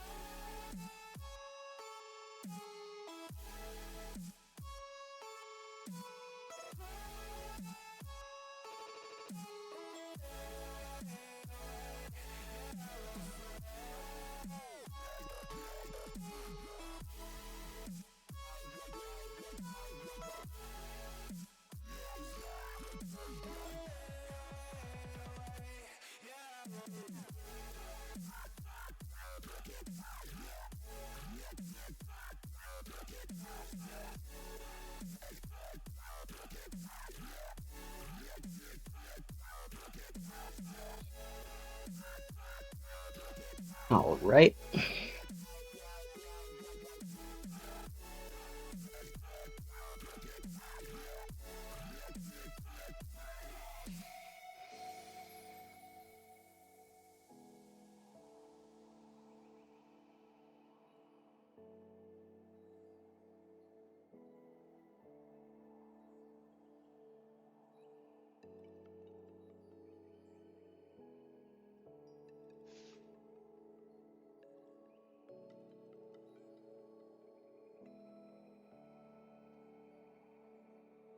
Up here,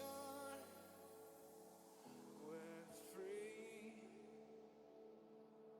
bound only by frozen memories, lost in time, racing all these broken dreams tonight, and we'll fly.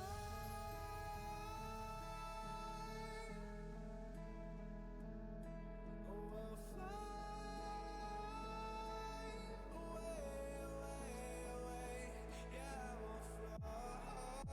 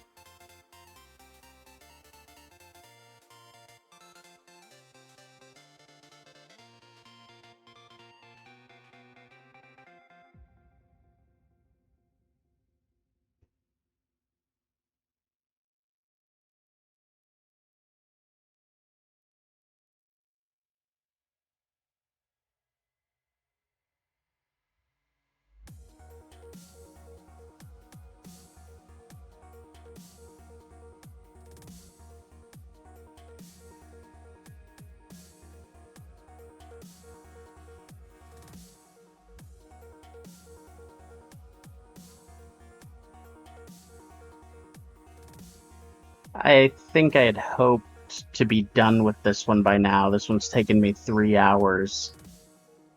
I'm getting close, though. I literally just have to get the highlights and shadows into these letters here, and then it's done. But honestly, you've gotta know that this ain't living, but we could run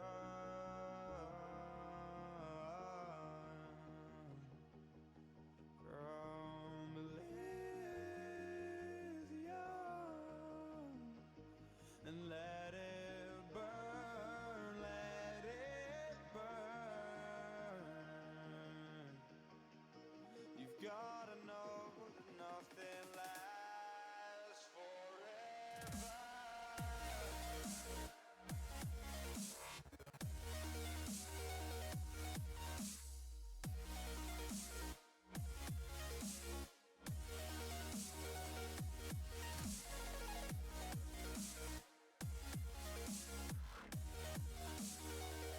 Thank you.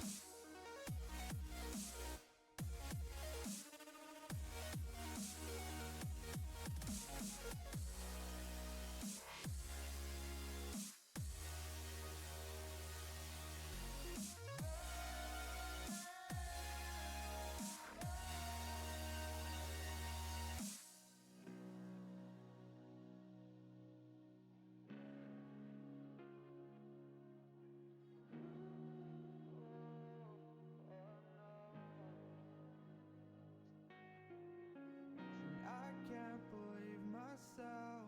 I never thought that this would be our end, but it's nothing new. And my lover's honesty, I could push it back down if I have to. If you want me to, 'cause we can I actually don't think I want to add shadows to it. I think I just like it with the highlights. That's not just me being lazy either. all for you. So tell me now, what's left to lose if we run?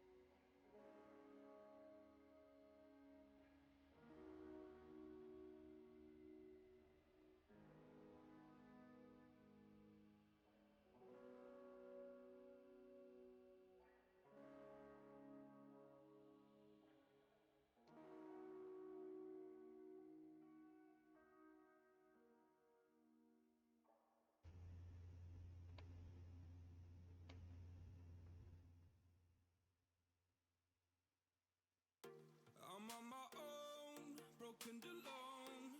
I feel the rain crashing down all around this empty town.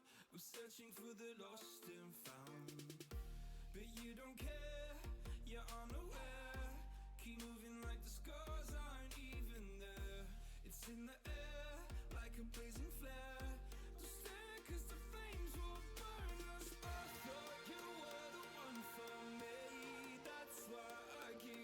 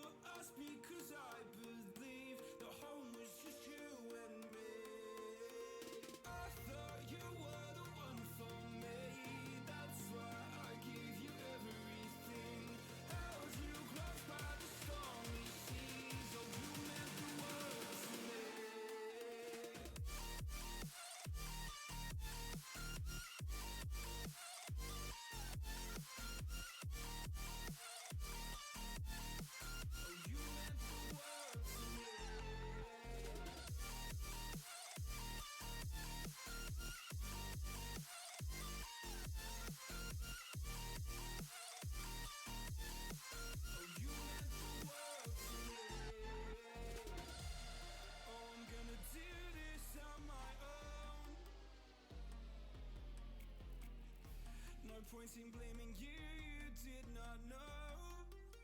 Oh, I thought you were the one for me. That's why I gave you everything. Held you close by the stormy seas. Oh, you meant the world to me.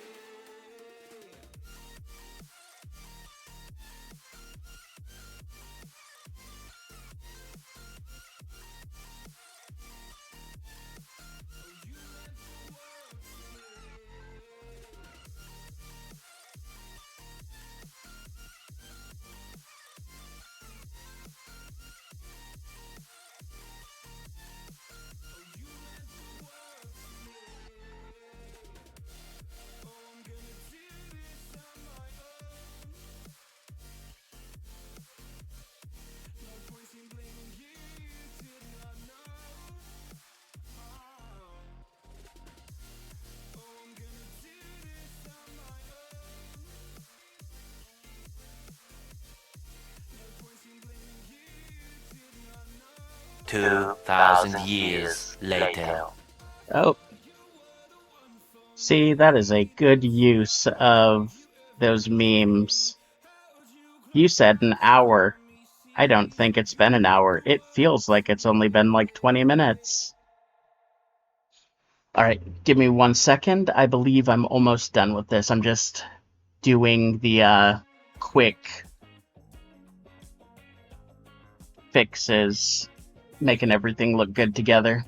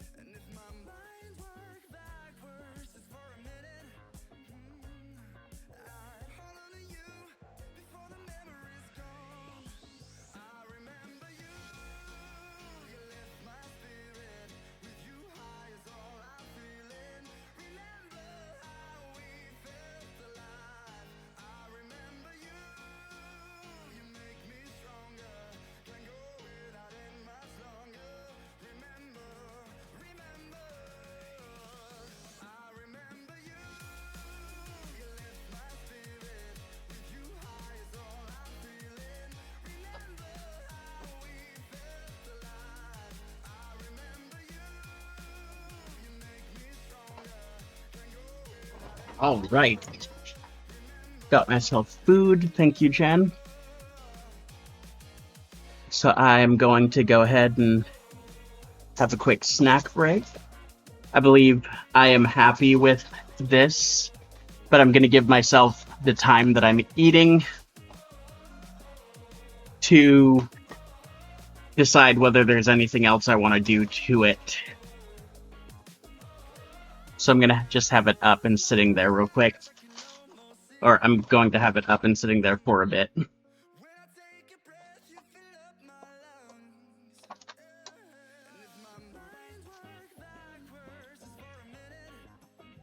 Alright, and what did I miss in chat? Other than the food.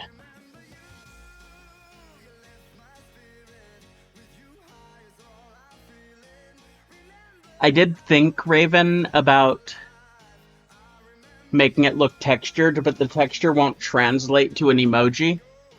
Like, you guys won't be able to see it. So I decided not to go with that. Instead, make it look glossy. Kind of like a, like, as if his head was a, one of the lap puppets.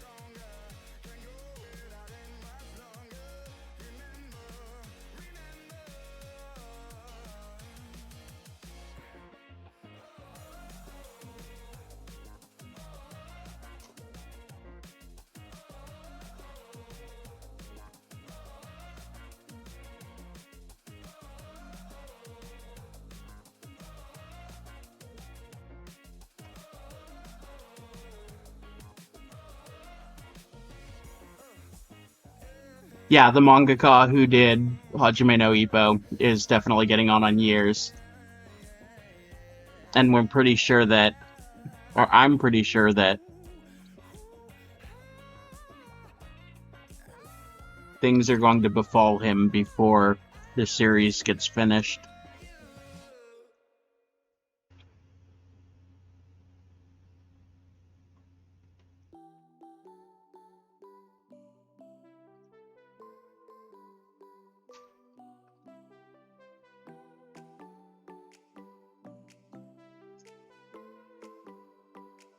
I need to get myself some oversized glasses, but not like the type you were talking about.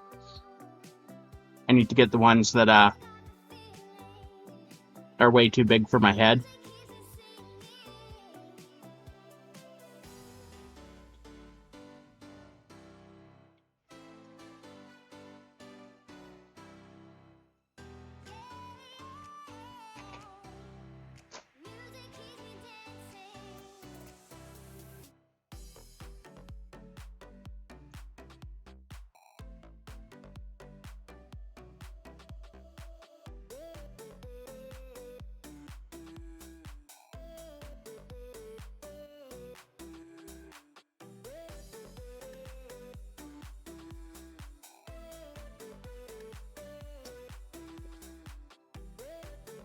Go get some spicy seaweed then.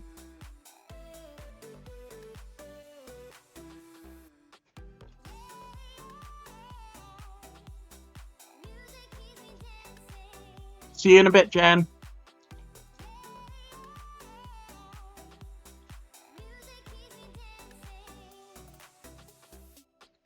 But you don't have to be.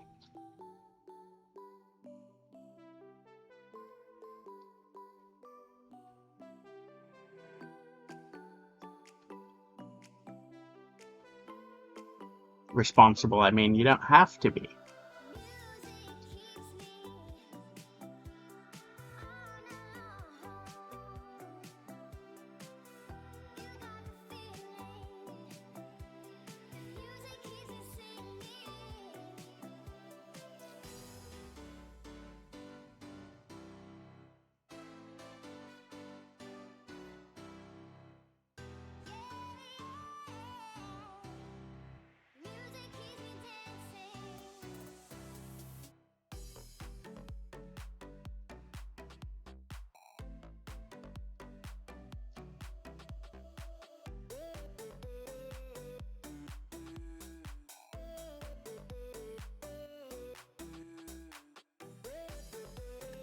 Joke's on you, I'm always short-sighted.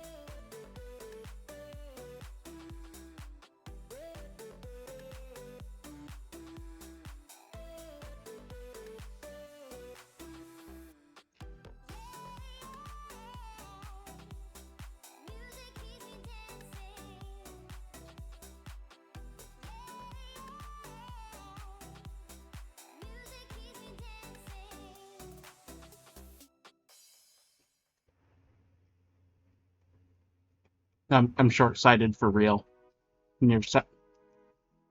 Nearsighted.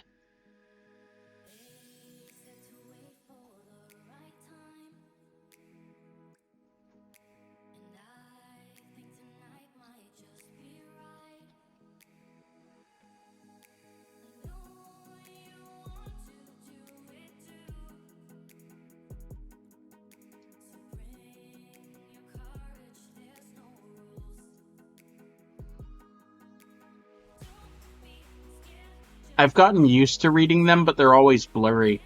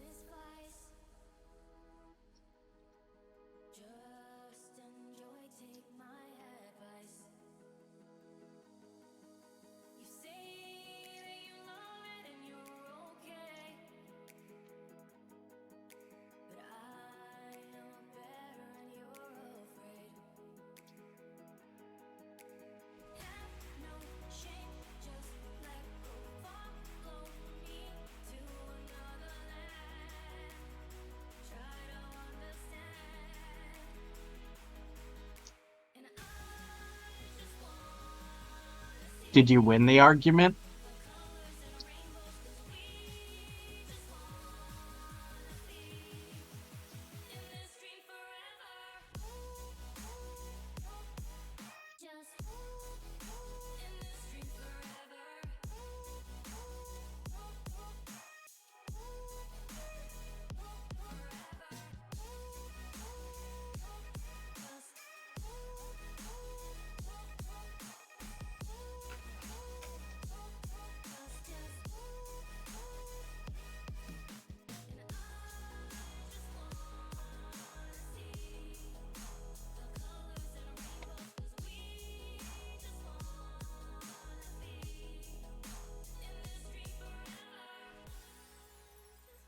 I've been in detention so many times.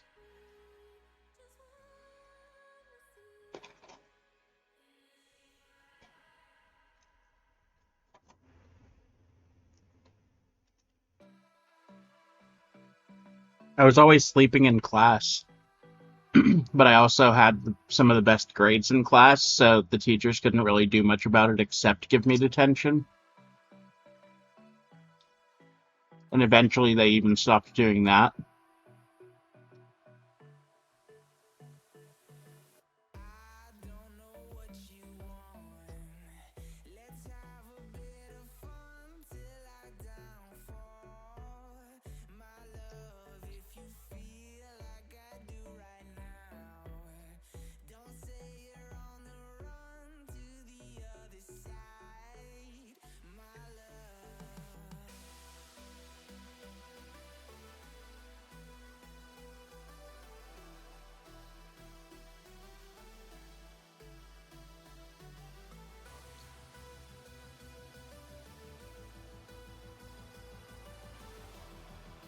Yeah, that's how I was, either drawing or sleeping and still getting all the answers right.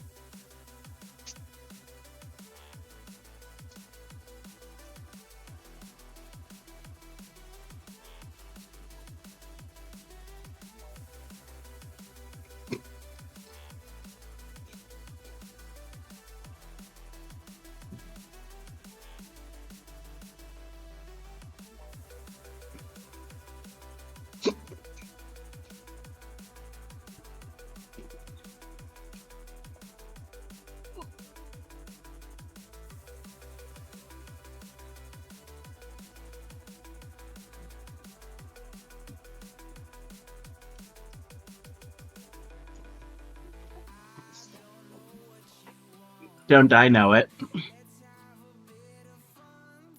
They eventually stopped calling on me. But there were a few instances where they would, like,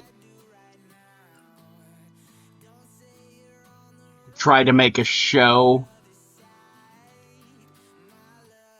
of, like, putting me in my place, calling me up suddenly to the board because I had been sleeping, and trying to embarrass me and make me, I guess, try to pay attention more by shaming me or whatever. But then I'd go up and just get the answer right, and then sit back down and put my head back down, as if they weren't complaining at me.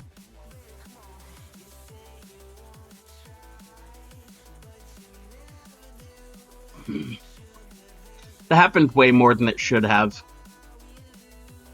Teachers are really petty sometimes.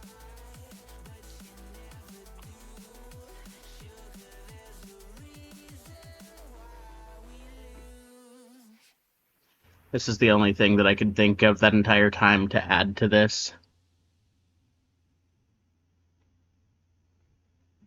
And it was just because I had forgotten to put it.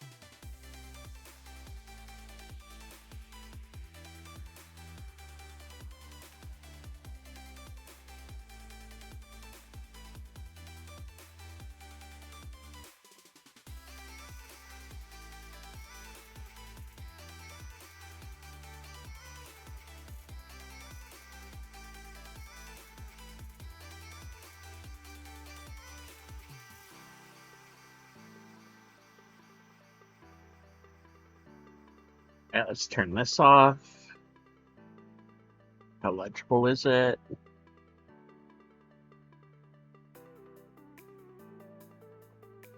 Should add a highlight color to the black so that there's more of a separation there.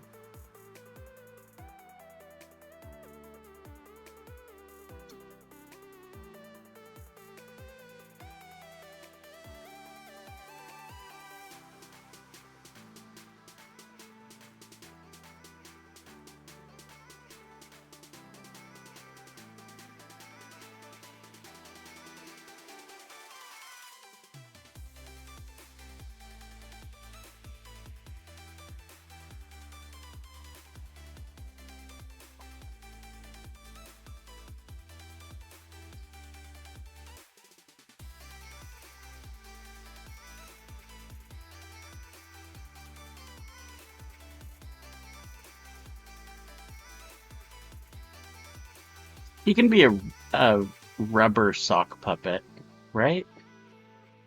That's allowed. Since I'm the one who's making him, I get to say what goes.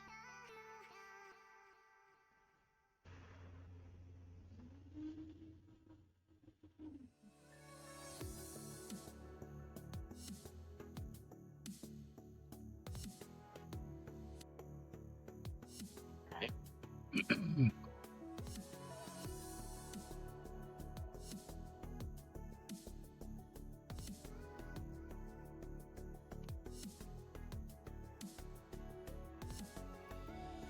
me in or let me go.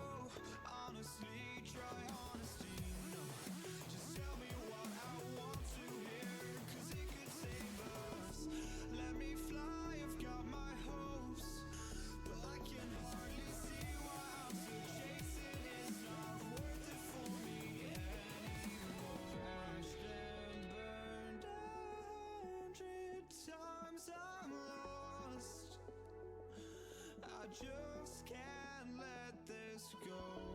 Every last chance I had is gone, but I just can't let you know. I just can't let you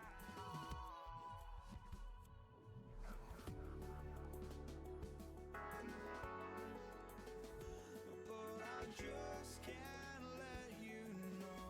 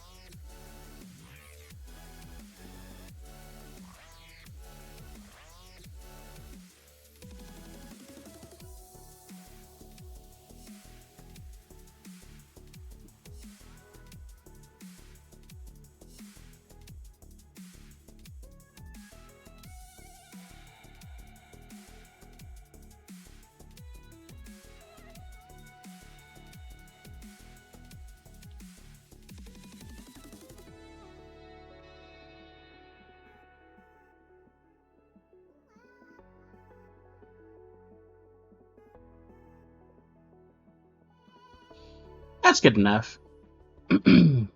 All right.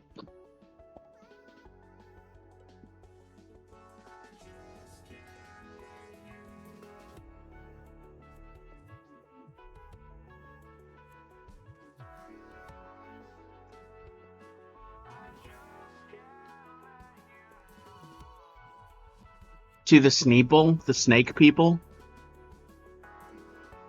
or the snail people.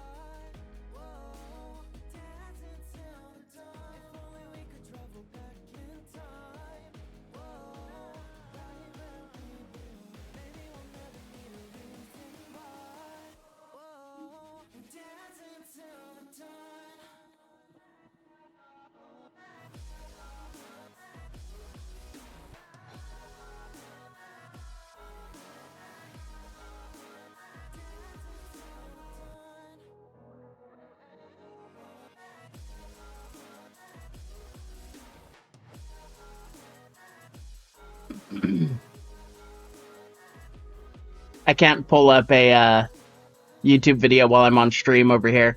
I was just getting this emote set up.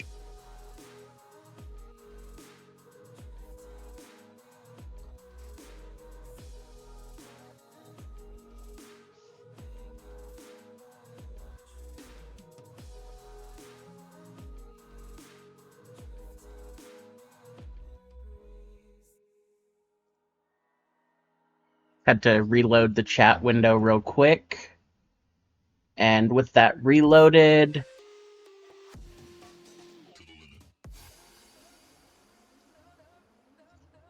all three of those are now ready to go.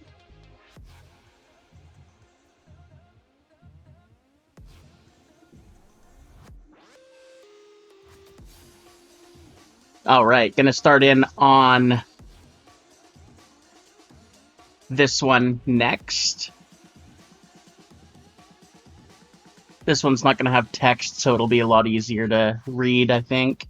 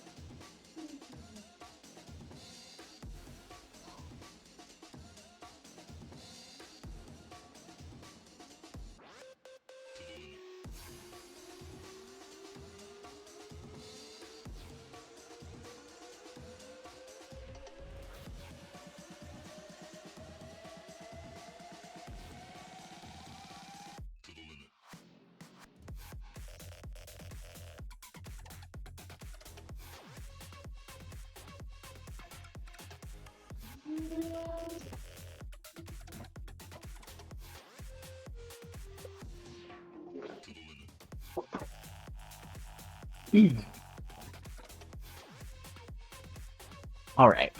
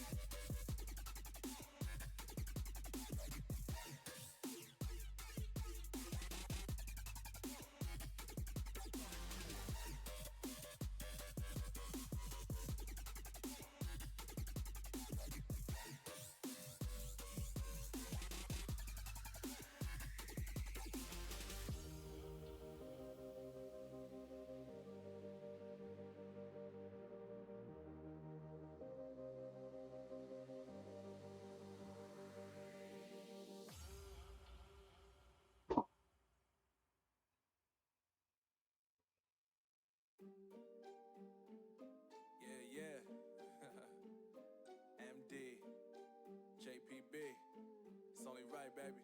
Yeah, why you mad? I got a bag, bro. Name hot in these streets, no Tabasco. But I'm so stuck, that's a fact, yo. And if you think I'm frontin', you can run it back, yo. Go on, run it back. You know that I run it. Everything you wanna do, I already done it. And I got your little boo telling me she love me. I got this one, that one. Damn, it's gonna be a long night. Yeah. You know. I said, damn, it's gonna be a long night. Yeah, let's go. Look. I tell Shorty drop it for a real one. Go ahead and pop it, let me feel some.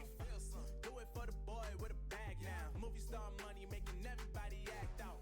I don't lie to these women, if I want them then I tell them. Don't get fly for these women, I was born with these propellers. All my haters cannot beat me, so I call them acapellas. See, I'm only getting better, you only get jealous. You know that I run it. Everything you wanna do, I already done it. And I got your little boo telling me she love me. I got this one, that one. Damn, it's gonna be a long night. You know, I got this one, that one. Damn, it's gonna be a long night. Yeah. MD. JPB. You already know, baby. Yeah. I said, I already done it. Everything you wanna do, I already done it.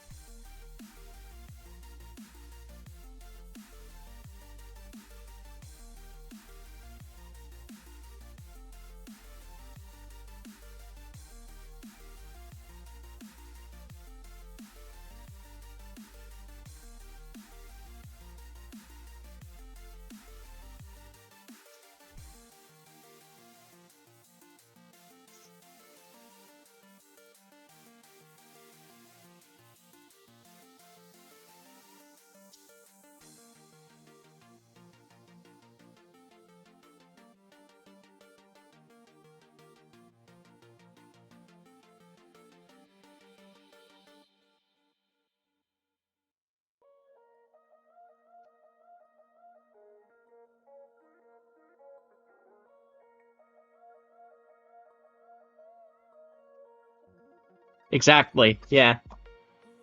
The cry emote. It has to be emo. The emo emote.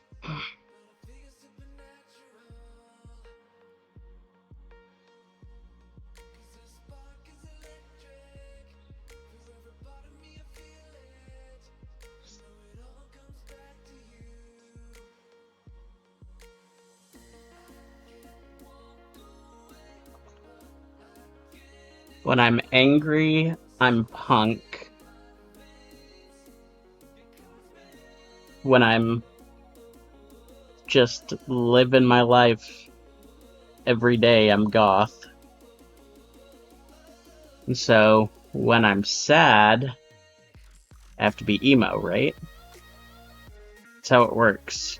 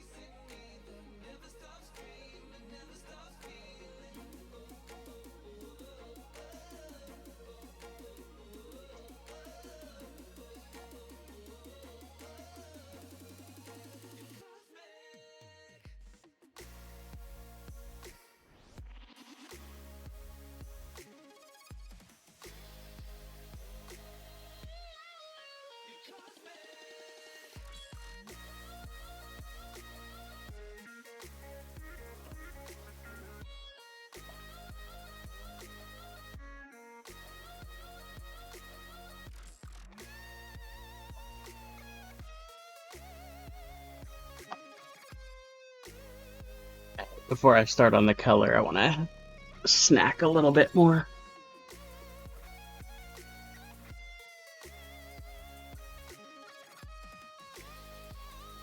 Yeah, I listen to Angel Spit once in a while. I've done art for Angel Spit.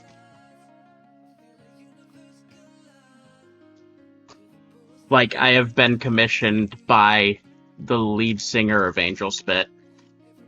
Not lead singer. Maybe he was the lead singer.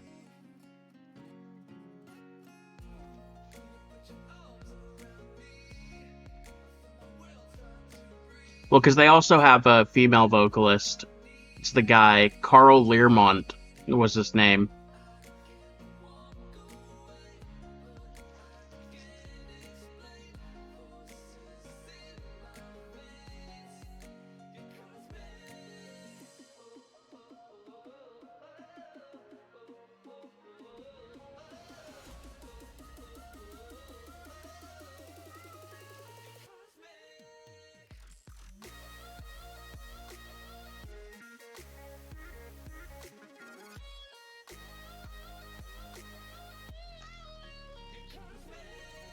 It wasn't any kind of, like, big or life-changing commission. It was like a $30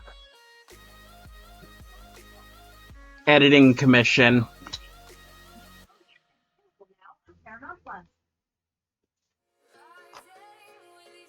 He already had the art created. He just needed a color separation so he could turn it into a shirt, so I did the color separation for him.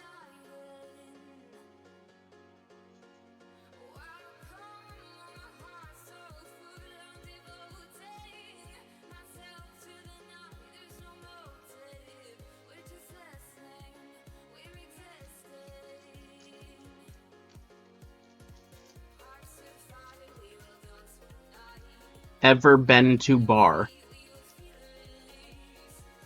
Have I ever been to a bar?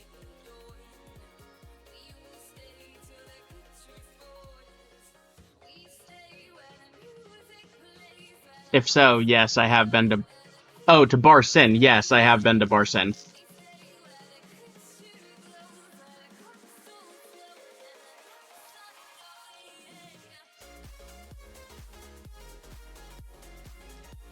I used to live walking distance from Bar Sin.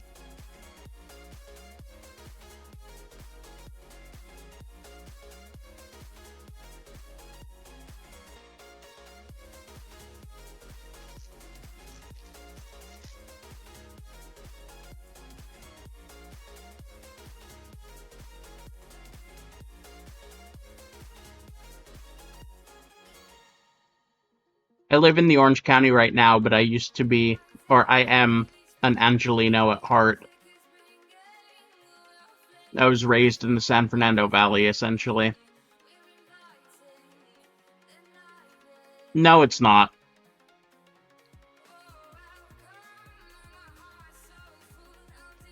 Bar Sin is the go-to goth fetish spot because it's more catered towards like the adult side of things. Like Bar Sin has a dungeon. It's a small dungeon, but a dungeon upstairs. The go-to goth has always been Das Bunker. Always.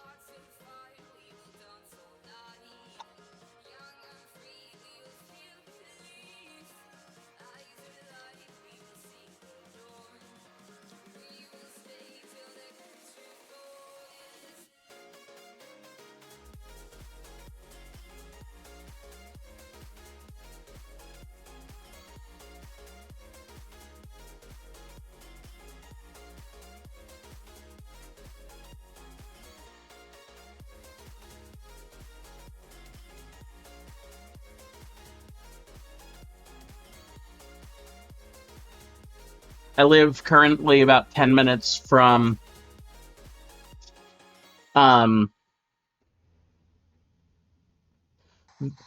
Chamber, which is the Orange County's go-to goth night, and that's on Sunday nights. I haven't been in years, though.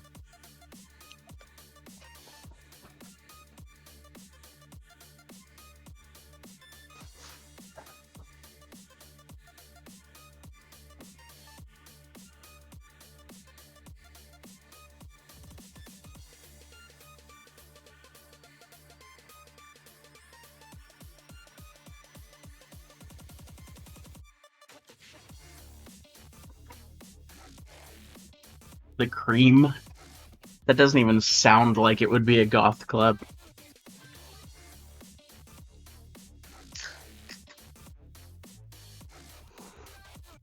But to be fair, I don't really expect Texas to have a very big and thriving goth community.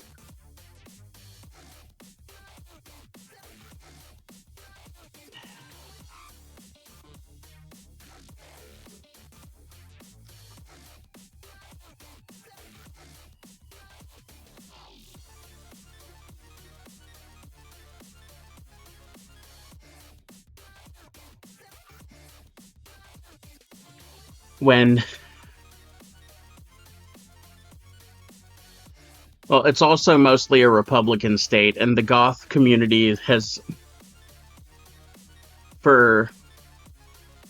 since its inception, it's been about inclusivity to a degree.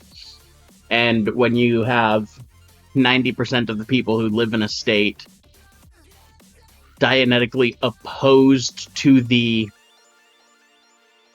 philosophies of a subculture, you can't really assume that that state has a good community of that subculture.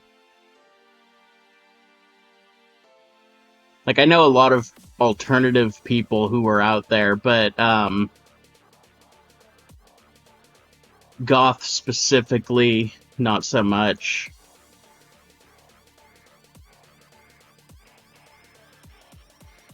Yeah, metal makes more sense. The metal scene is like, it's a coin flip whether the people are going to be right-wing or legitimately good people. I don't want to accidentally make this stream about politics, though.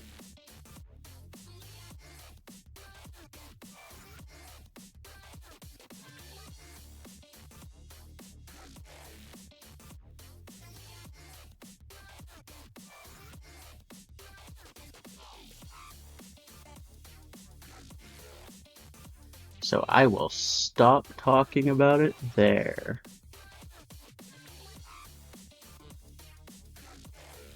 Yeah, I mean, I'm not even surprised that it's toxic. To be fair, California is also really toxic, so...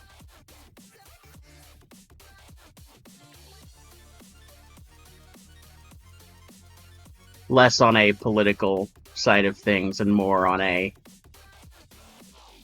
people just have overinflated egos out here.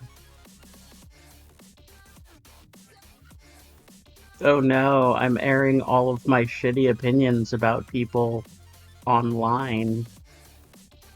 I'm going to get cancelled. Joke's on y'all, I was already cancelled by the internet. No social media platform lets me talk.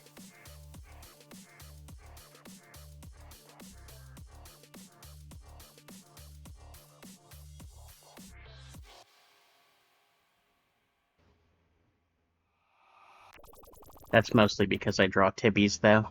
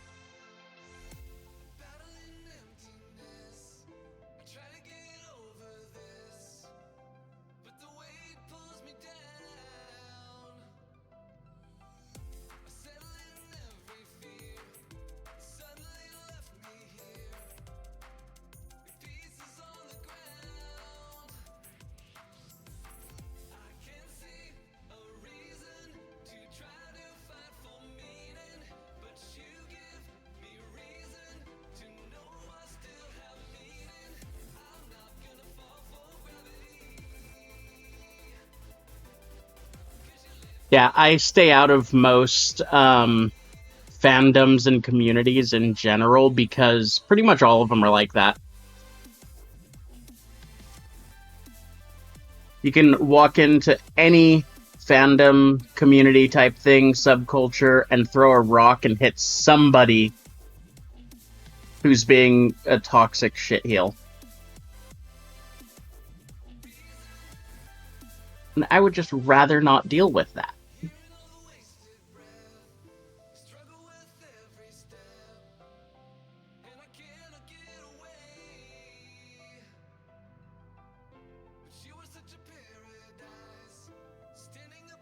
I stay out of a lot of anime communities, a lot of like TV show fandoms, etc., just because I can't deal with people.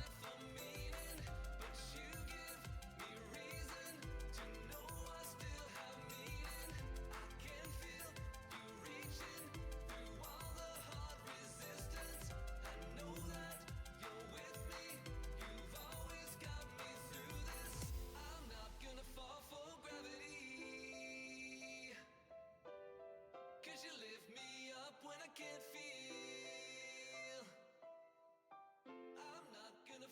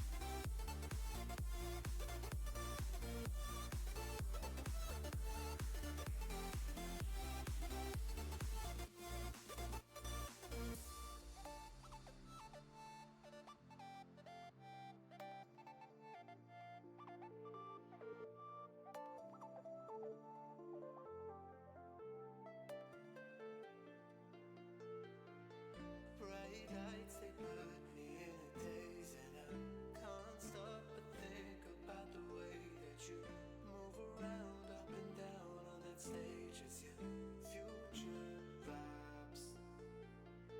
Bright lights, they put me in a daze, and I can't stop but think about the way that you move around up and down on that stage. It's your future vibes.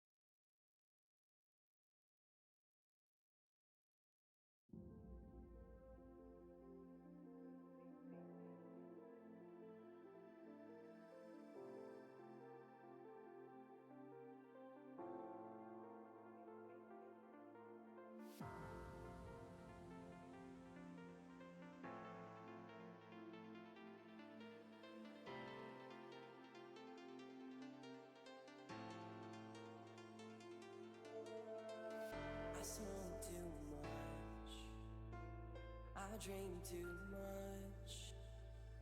I tell myself that I can't stop. We could see clearly now. We could see clearly now. That I can't stop. We could see clearly now. We could see clearly now. We could see clearly now. Clearly now. Clearly now. We could see clearly now. We could see clearly now.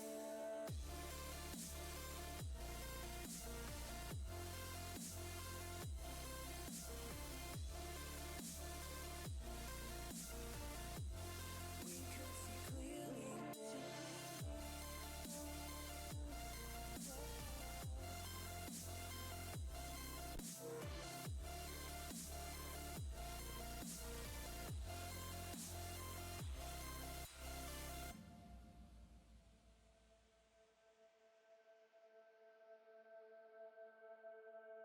I smoke too much, I drink too much.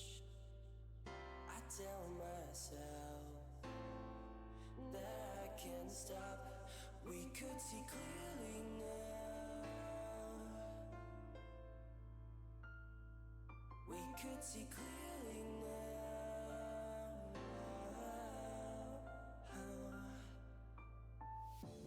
We could see clearly now.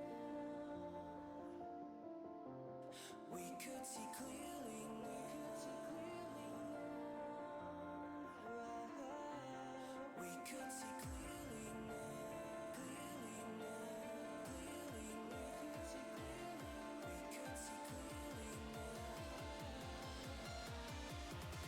We could see clearly now.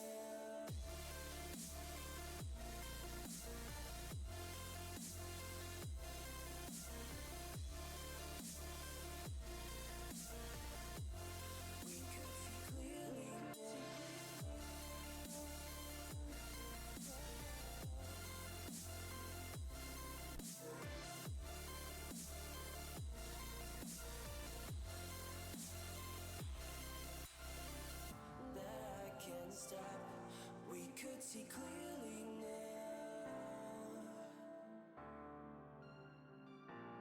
We could see clearly, can stop. We could see clearly now. We could see clearly now.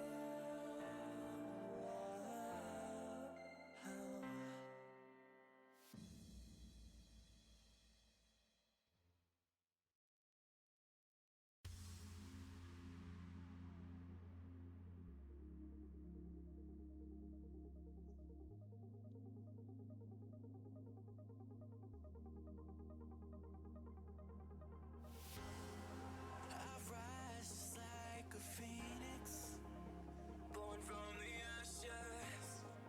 I take care of my own. Torn down where assassin. You can't suffocate my spirit. 'Cause I'm the king on my own throne, my own throne. King on my own throne, my own throne. You'll never see me fall, fall. You'll never see me fall. Watch me reign, and I'll slay them all. Slay them all, slay them all. You'll never see me reign, and I'll slay them all. Slay them all, slay them all, slay them all.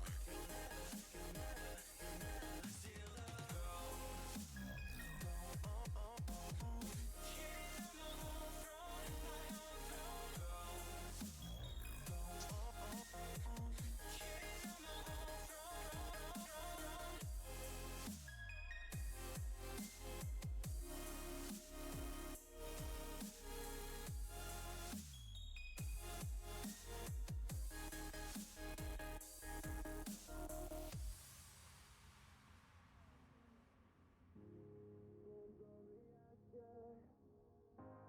Born from the ashes, born from the ashes, born from the ashes, born from the ashes, born from the ashes, born from the. You can't suffocate my spirit. 'Cause I'm the king on my own throne, throne, oh, oh, oh. King on my own throne, my own throne. You'll never see me fall, fall. You'll never see me fall. Watch me reign, and I'll slay them all. Slay them all, slay them all, slay them all. You'll never see the rain, and I'll slay them all. Slay them all, slay them all, slay them all. You'll never see the throne. King on my own throne, my own throne. King on my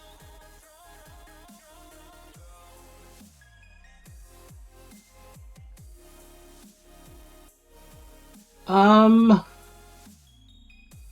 Have I ever made a cute and sad clown character for just the sake of being cute and sad? No, because I don't generally create characters or that don't have, like, a personality.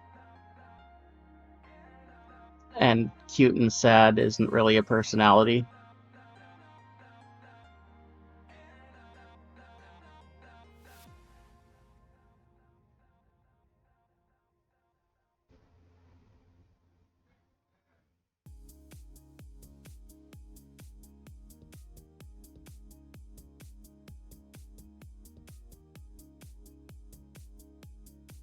Like, outside of my newest characters, all of my characters have some level of backstory.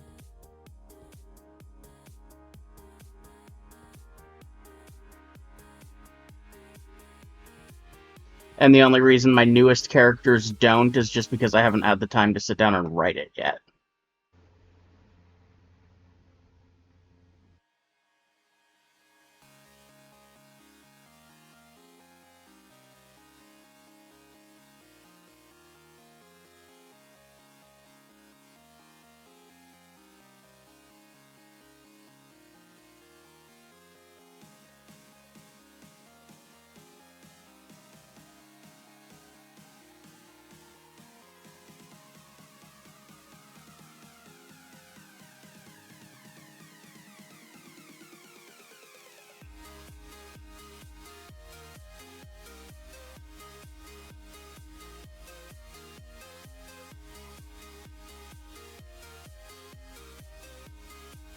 I do not want to reveal that currently.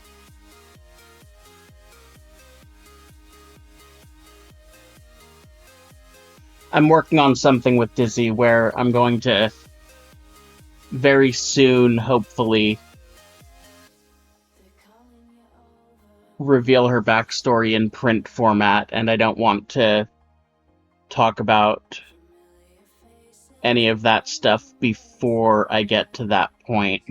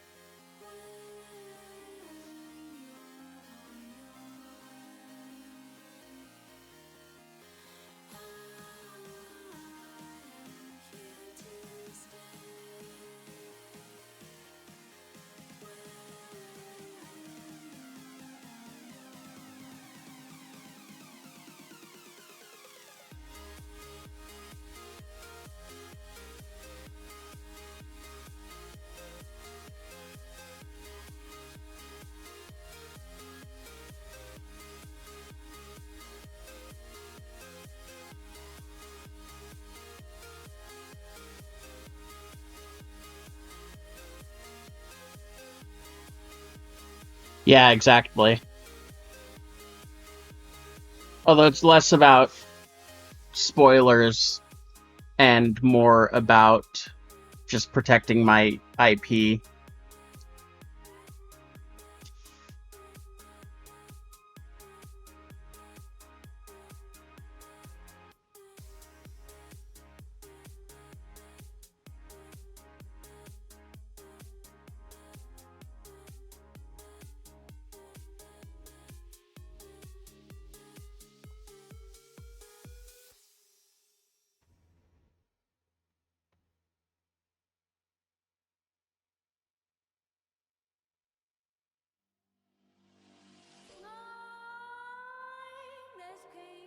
While you and me repeat, this bittersweet heat is suffocating. I'm waiting and always hesitating, quick to like desire, set my heart afire. Heart on fire,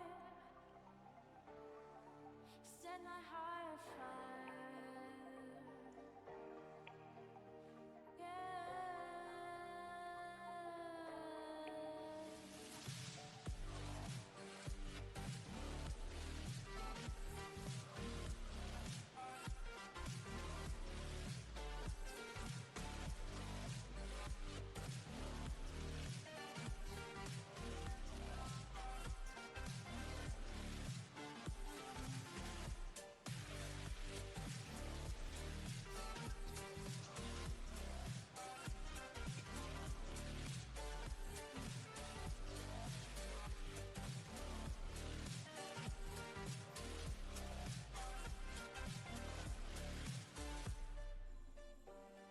Thank you. I appreciate it.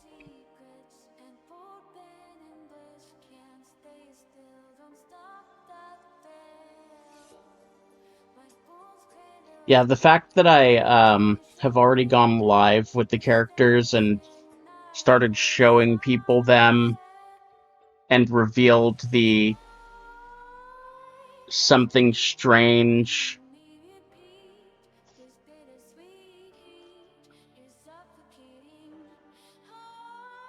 logo and title and everything's already a lot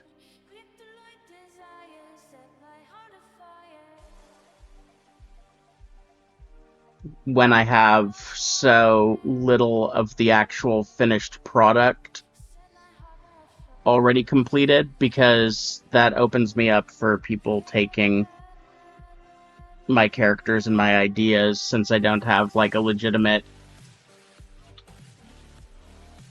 print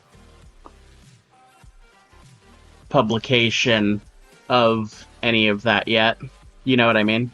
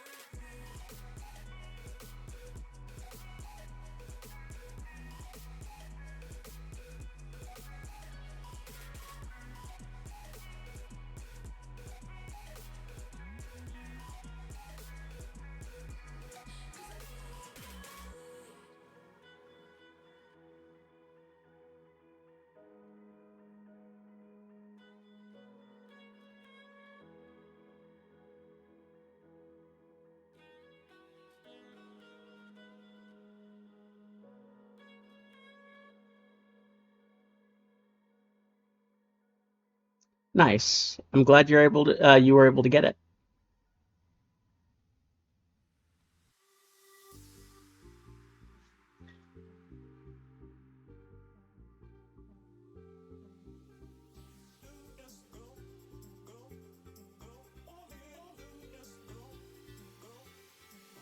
I want you to jump like you trying to get stuck in the air. If you feeling so lit and don't care, shorty beat in the face in the mirror, up in the air. I want you to jump, jump, jump, jump, jump, jump, jump, jump, jump. Up in the air. I want you to jump, jump.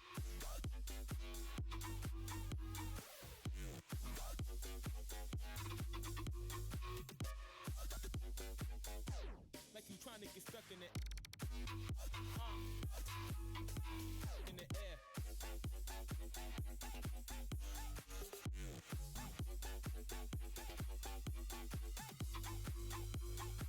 Like you trying to get stuck in the air.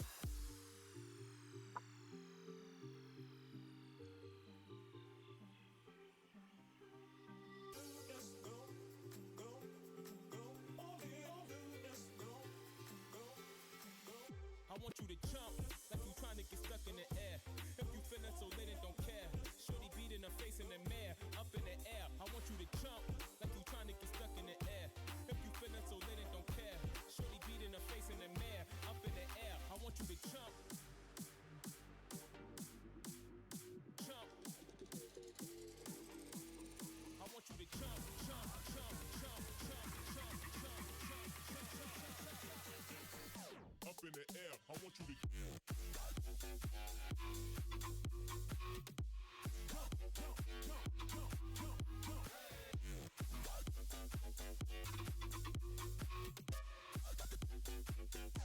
Like you trying to get stuck in it.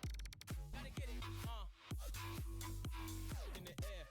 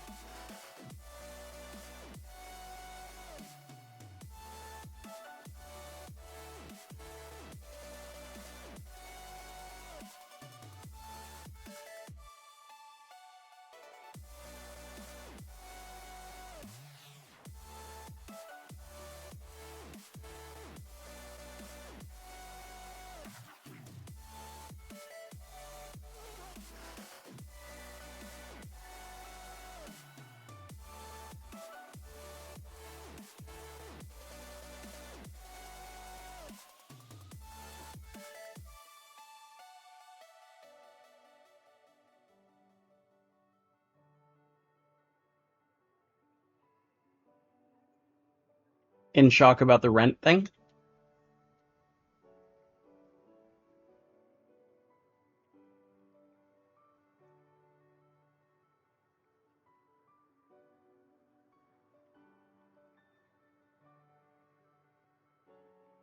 Stay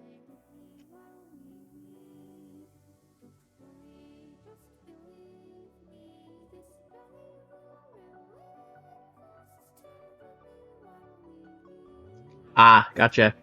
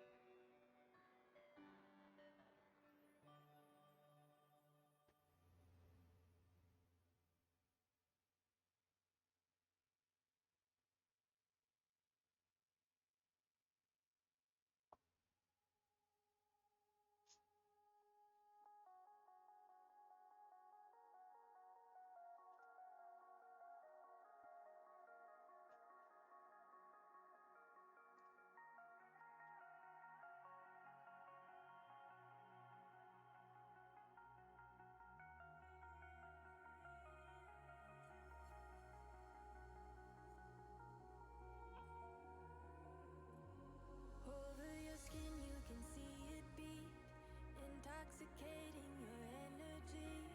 First time in so long, you felt the heat evaporating your bindings. Move like the sunlight, darkness can't hold you here. Bold and bright, push through the atmosphere. This is your dawn, this is your break.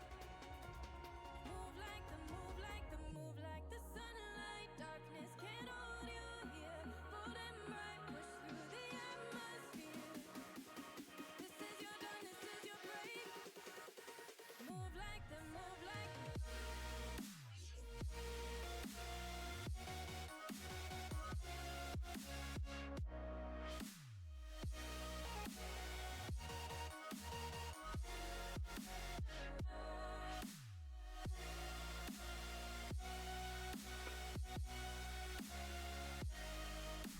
Speaking of clown noses, I'm very happy that I got the clown nose that I have, which is it's the one that obviously I'm drawing right now. It's the Pro Nose. It's one of the Pro Nose ones, and it's the only one that has the shape that I like. I could probably deal with it being a little longer, but generally speaking, like, it's otherwise perfect. And I just got word a little earlier this month that Pro Nose is going out of business. They sent out an email to everyone who'd ever bought from them being like, hey guys, sorry, we're out. But they're probably, or rather, you can still get the noses at the moment, but as of, like, January, they will no longer be selling. It's kind of the end of an era.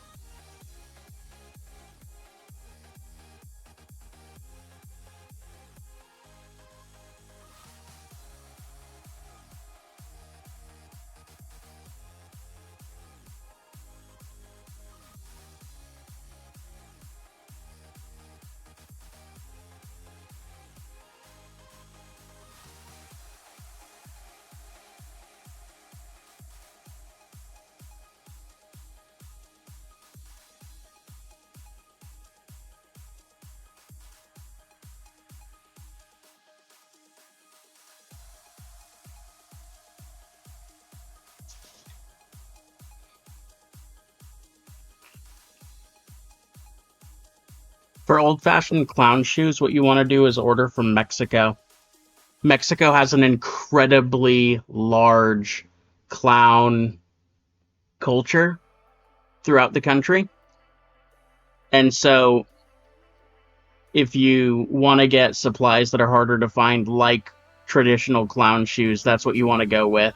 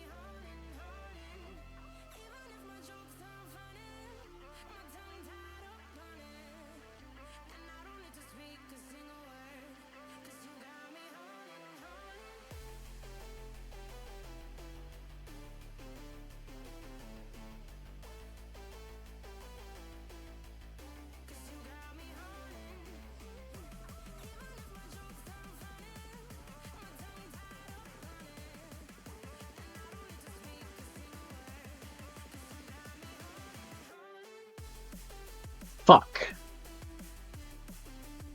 Oh well. I forgot when you pull out of Procreate, it saves everything that you just did and doesn't let you undo them. So now this emoji will never be able to be edited again because I just merged everything.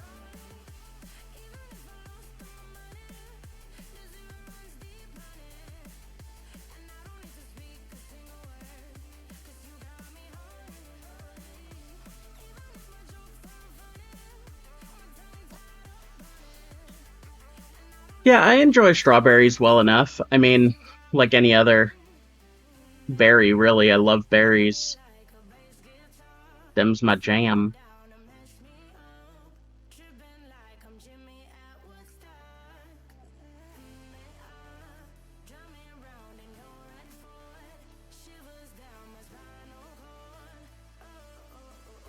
I prefer raspberries and blackberries over strawberries, but I enjoy all of them.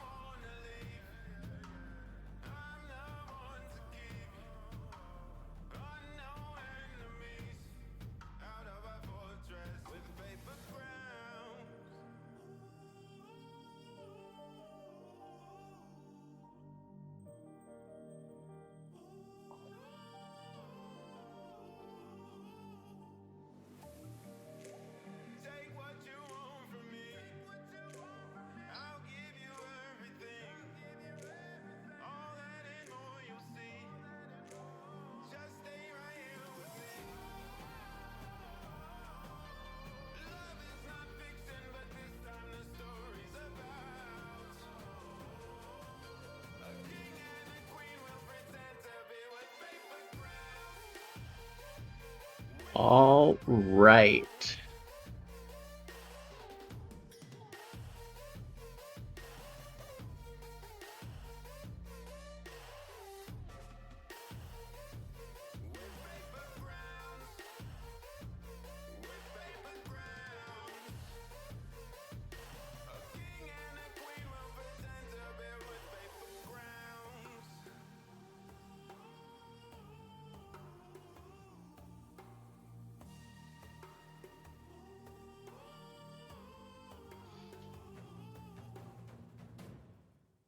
You know what? I think this is not something I'm going to do right now, but I'm going to look to see if I can do this.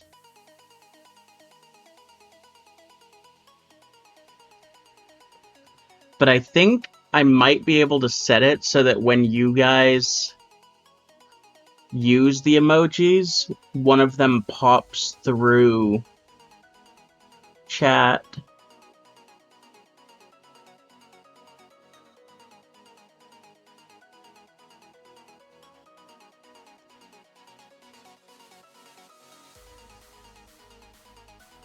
Twitch chat, chat message.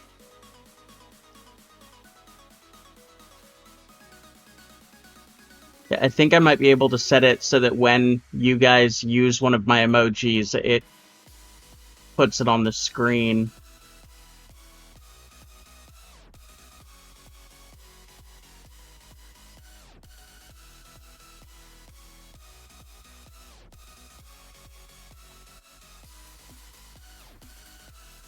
Twitch emotes.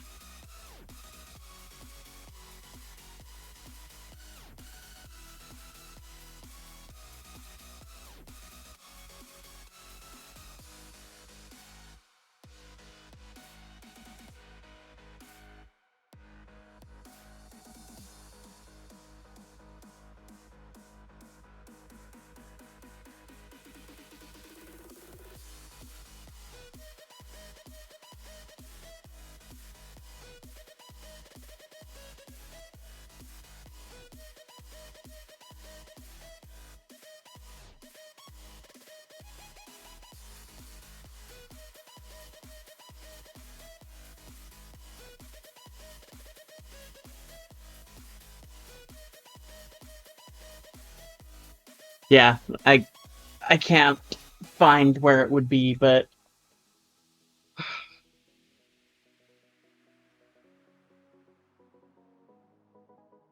actually, let me watch the stream real quick and see if it does it.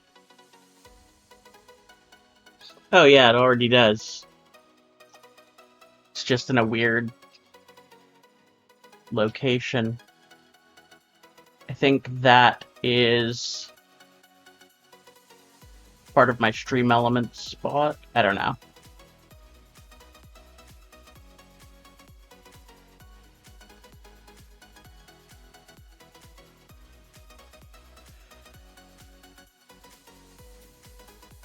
All right. Originally, the plan was for me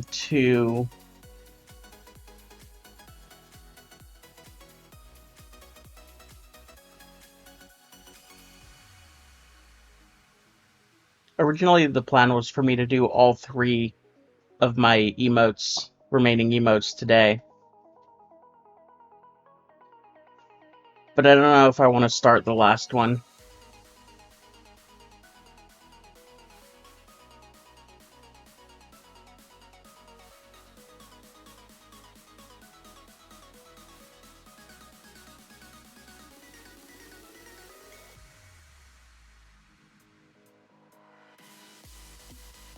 I'm feeling really tired right now. Like, I don't know if I slept enough because very suddenly, like 20 or 30 minutes ago, my energy just started to nosedive.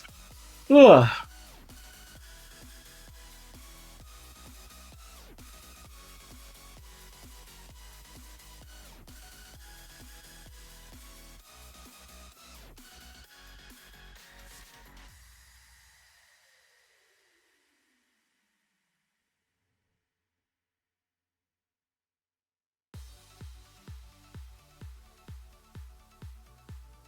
Yeah, I think I'm gonna go ahead and call it.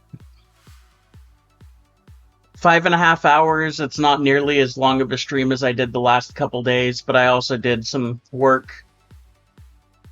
Oh, you probably didn't see this, but I updated this emoji. I shaded her hair and gave her the blush across her nose and cheeks, as well as some sexiness going on in her mouth right there. This is gonna be the sticker version though, not the in-stream version, because those details wouldn't be noticeable anyway. But yeah, I started out doing back-end work, and then I jumped on and edited that emoji. I changed up how her eyes looked as well. Added some more shading and definition to them.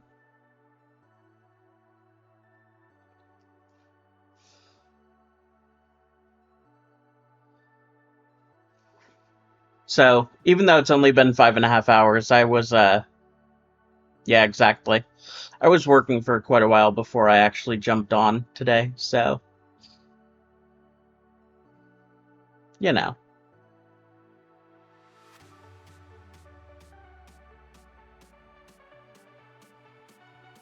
It's time for me to take a nap or something.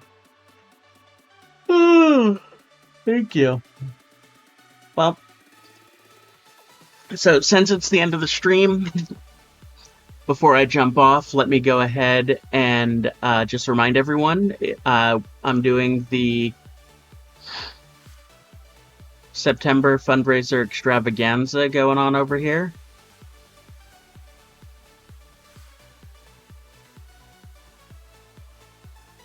Until September 30th, I'm doing half off all commissions, so go ahead and hit me up for your commission requests or any art that you might need, graphic design, fine art, character design, whatever you want.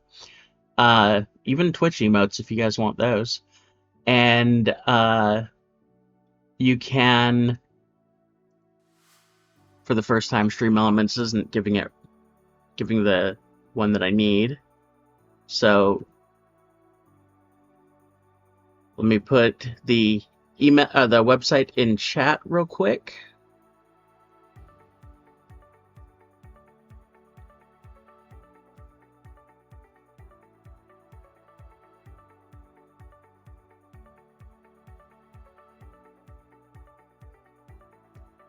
There you go. For posterity's sake, you can go ahead and hit up that website. I did it wrong. Of course, I did it wrong.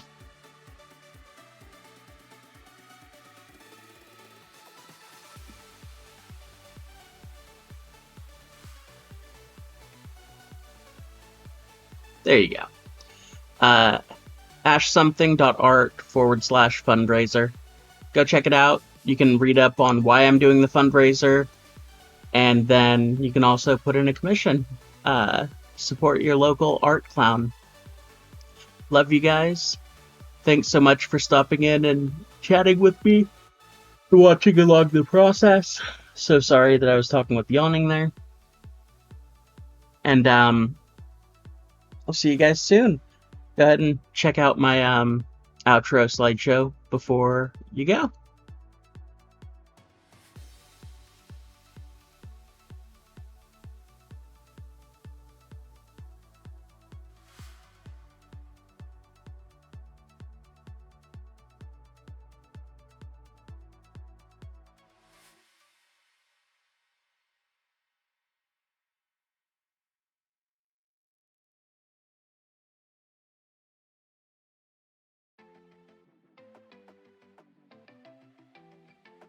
I want you to come over. I wish that you would come and give me something to prove. Won't you pull me closer? I think that I'm obsessed with everything that you do. I'm waiting, trying to be patient. You look like a painting. It's so frustrating. I hate it, yeah. I probably shouldn't say this. I probably should erase it. I probably shouldn't say this.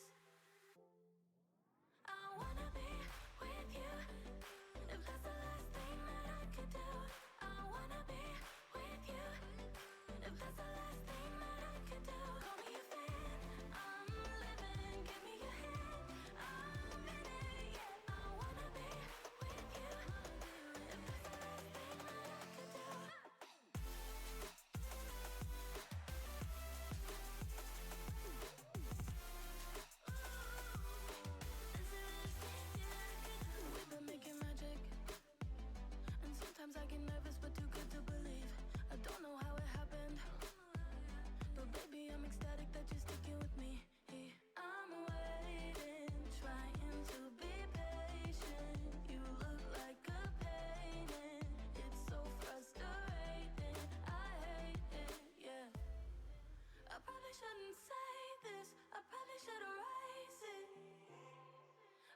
shouldn't say this.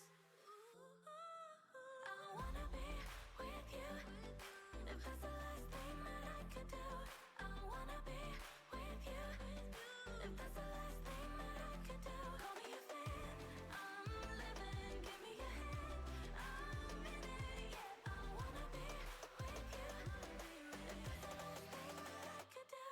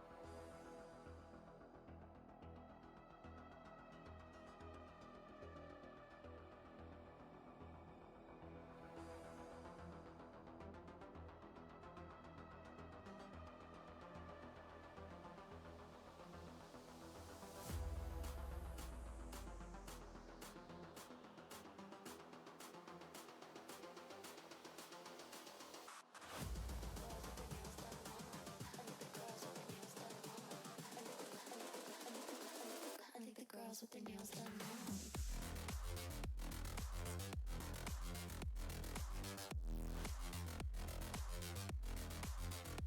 Girls with their nails done. I like the girls with their nails done.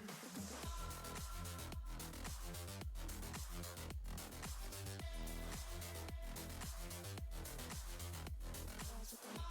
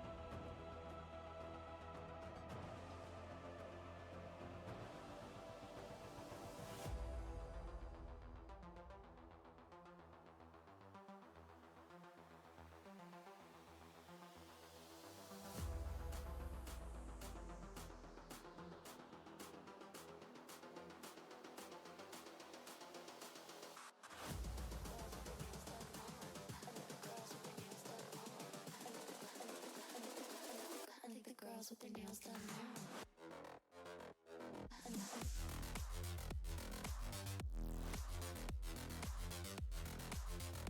Girls with their